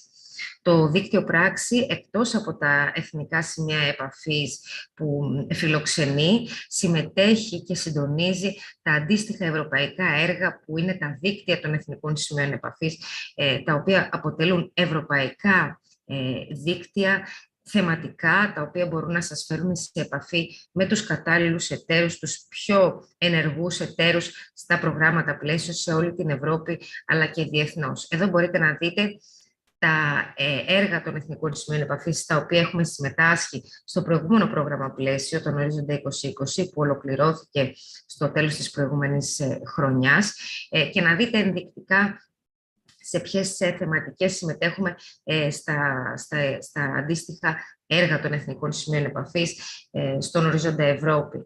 Μέσα στο πλαίσιο αυτό οργανώνονται και δράσεις δικτύωσης για τους applicants, για τους εκάστοτε applicants, αλλά και δράσεις υποστήριξης, δράσεις εκπαίδευσης για την υποβολή και υλοποίηση προτάσεων. Εδώ δεν φαίνεται, αλλά να πω αρχικά ότι σε ό,τι αφορά το Ευρωπαϊκό Συμβούλιο Έρευνας δεν υπάρχει αντίστοιχο Ευρωπαϊκό Δίκτυο Εθνικών Σημείων Επαφής, αλλά σε ό,τι αφορά τις δράσεις Marie Curie υπάρχει το MSCA Net, το Marie Curie Net, που είναι το network των Εθνικών Σημείων Επαφής για τις δράσεις Marie Curie, στο οποίο το δίκτυο πράξης συμμετέχει ως core partner. Επίσης, στο πλαίσιο των δραστηριοτήτων μας ως εθνικά σημεία επαφής, κάθε χρόνο αναλαμβάνουμε την έκδοση στατιστικών στοιχείων για το performance, για την επίδοση της χώρας στις διαφορετικές θεματικές. Επίσης, έχουμε ως ρόλος μας ως Εθνικό Σημείο Επαφής αναλαμβάνουμε την έκδοση φυλαδίων, ενημερωτικών online φυλαδίων και για το καινούργιο πρόγραμμα που εκδώσαμε στην αρχή του Ορίζοντα Ευρώπη, αλλά και για διαφορετικές δράσεις όπως είναι το Spreading Excellence and Widening Participation, οριζόντια δράση στον Ορίζοντα Ευρώπη. Ακούσαμε και σήμερα, ο ρόλος της Ελλάδας ως widening είναι αναβαθμισμένος με πολύ μεγάλες ευκαιρίες χρηματοδότησης και στα προγράμματα στα οποία συζητήσαμε, στα οποία παρουσιάστηκαν σήμερα. Τέλος, να σας αναφέρουμε ότι ως Εθνικά Σημεία Επαφής έχουμε δημιουργήσει την διαδικτυακή πύλη για τον Ορίζοντα Ευρώπη στην ελληνική γλώσσα για τους applicants από την Ελλάδα αλλά και από την Κύπρο. Εδώ μπορείτε να δείτε βέβαια την δομή του προγράμματος Ορίζοντα Ευρώπη, αλλά και όλα τα νέα και τις εκδηλώσεις που αφορούν στο πρόγραμμα και αφορούν και στην Ελλάδα αλλά και στην Ευρώπη. Επίσης, μπορείτε να βρείτε όλα τα στοιχεία επικοινωνίας με τα Εθνικά Σημεία Επαφής στην Ελλάδα για τα προγράμματα του Ορίζοντα Ευρώπη, όπως είναι και το ERC και οι δράσεις Marie Sklodowska-Curie. Εδώ μπορείτε να δείτε κάποιους χρήσιμους συνδέσμους σχετικά με το πρόγραμμα, αλλά και την δική μας ιστοσελίδα για τον Ορίζοντα Ευρώπη. Αυτά από εμένα. Να σας ευχαριστήσω όλους για την προσοχή σας και μπορώ να δώσω το λόγο στην συνάδελφο και συνονόματη Κατερίνα Καρακά. Συγγνώμη, όχι, έχουμε μία αλλαγή. Το Εθνικό Σημείο Επαφής από την Κύπρο, τον κύριο Άγγελο Ντάντο, από το Ίδρυμα Έρευνας και Καινοτομίας της Κύπρου. Ευχαριστώ πάρα πολύ, Κατερίνα. Αν μπορείτε να επιβεβαιώσετε πώς βλέπετε την παρουσίασή μου. Είναι σε full screen? Ναι, είναι σε full screen. Ωραία, ευχαριστώ πάρα πολύ. Σας ευχαριστώ πρώτα τους συναδέλφους από Αθήνα για την διοργάνωση της σημερινής εκδήλωσης και όλους τους ομιλητές μας. Και με τη σειρά μου θα σας παρουσιάσω σύντομα και εγώ το Ίδρυμα Έρευνας και Καινοτομίας και τις υπηρεσίες των Εθνικών Σημείων Επαφής προς την ερευνητική κοινότητα. Το Ίδρυμα Έρευνας και Καινοτομίας της Κύπρου δημιουργήθηκε το 1996. Λειτουργεί από τότε ως ο εκτελεστικός βραχίωνας του Συστήματος Έρευνας, Τεχνολογικής Ανάπτυξης και Καινοτομίας για την Κύπρο, μέσω δραστηριοτήτων του σε 3 τομείς: τη χρηματοδότηση μέσω εθνικών προγραμμάτων, την υποστήριξη της συμμετοχής των κυπριακών φορέων στο πρόγραμμα πλαίσιο της Ευρωπαϊκής Ένωσης και με διάφορες άλλες υπηρεσίες έρευνας και καινοτομίας. Λέγοντας κάποια περισσότερα πράγματα για αυτούς τους 3 πυλώνες δράσης του Ιδρύματος, το Ίδρυμα είναι υπεύθυνο για το σχεδιασμό, την προκήρυξη και την χρηματοδότηση προγραμμάτων έρευνας, τεχνολογικής ανάπτυξης και καινοτομίας σε εθνικό επίπεδο, καθώς και τη διενέργεια διαγωνισμών και βραβείων, προκειμένου να υπάρξει ενίσχυση της ερευνητικής κουλτούρας στην κοινότητα. Επίσης, μέσω υπηρεσιών καινοτομίας, όπως το Innovation Factory, η συμμετοχή του Ιδρύματος στο Enterprise Europe Network Cyprus, καθώς και η λειτουργία του Γραφείου Μεταφοράς Γνώσης, προσπαθεί να βοηθήσει περαιτέρω την ερευνητική κοινότητα της Κυπριακής Δημοκρατίας.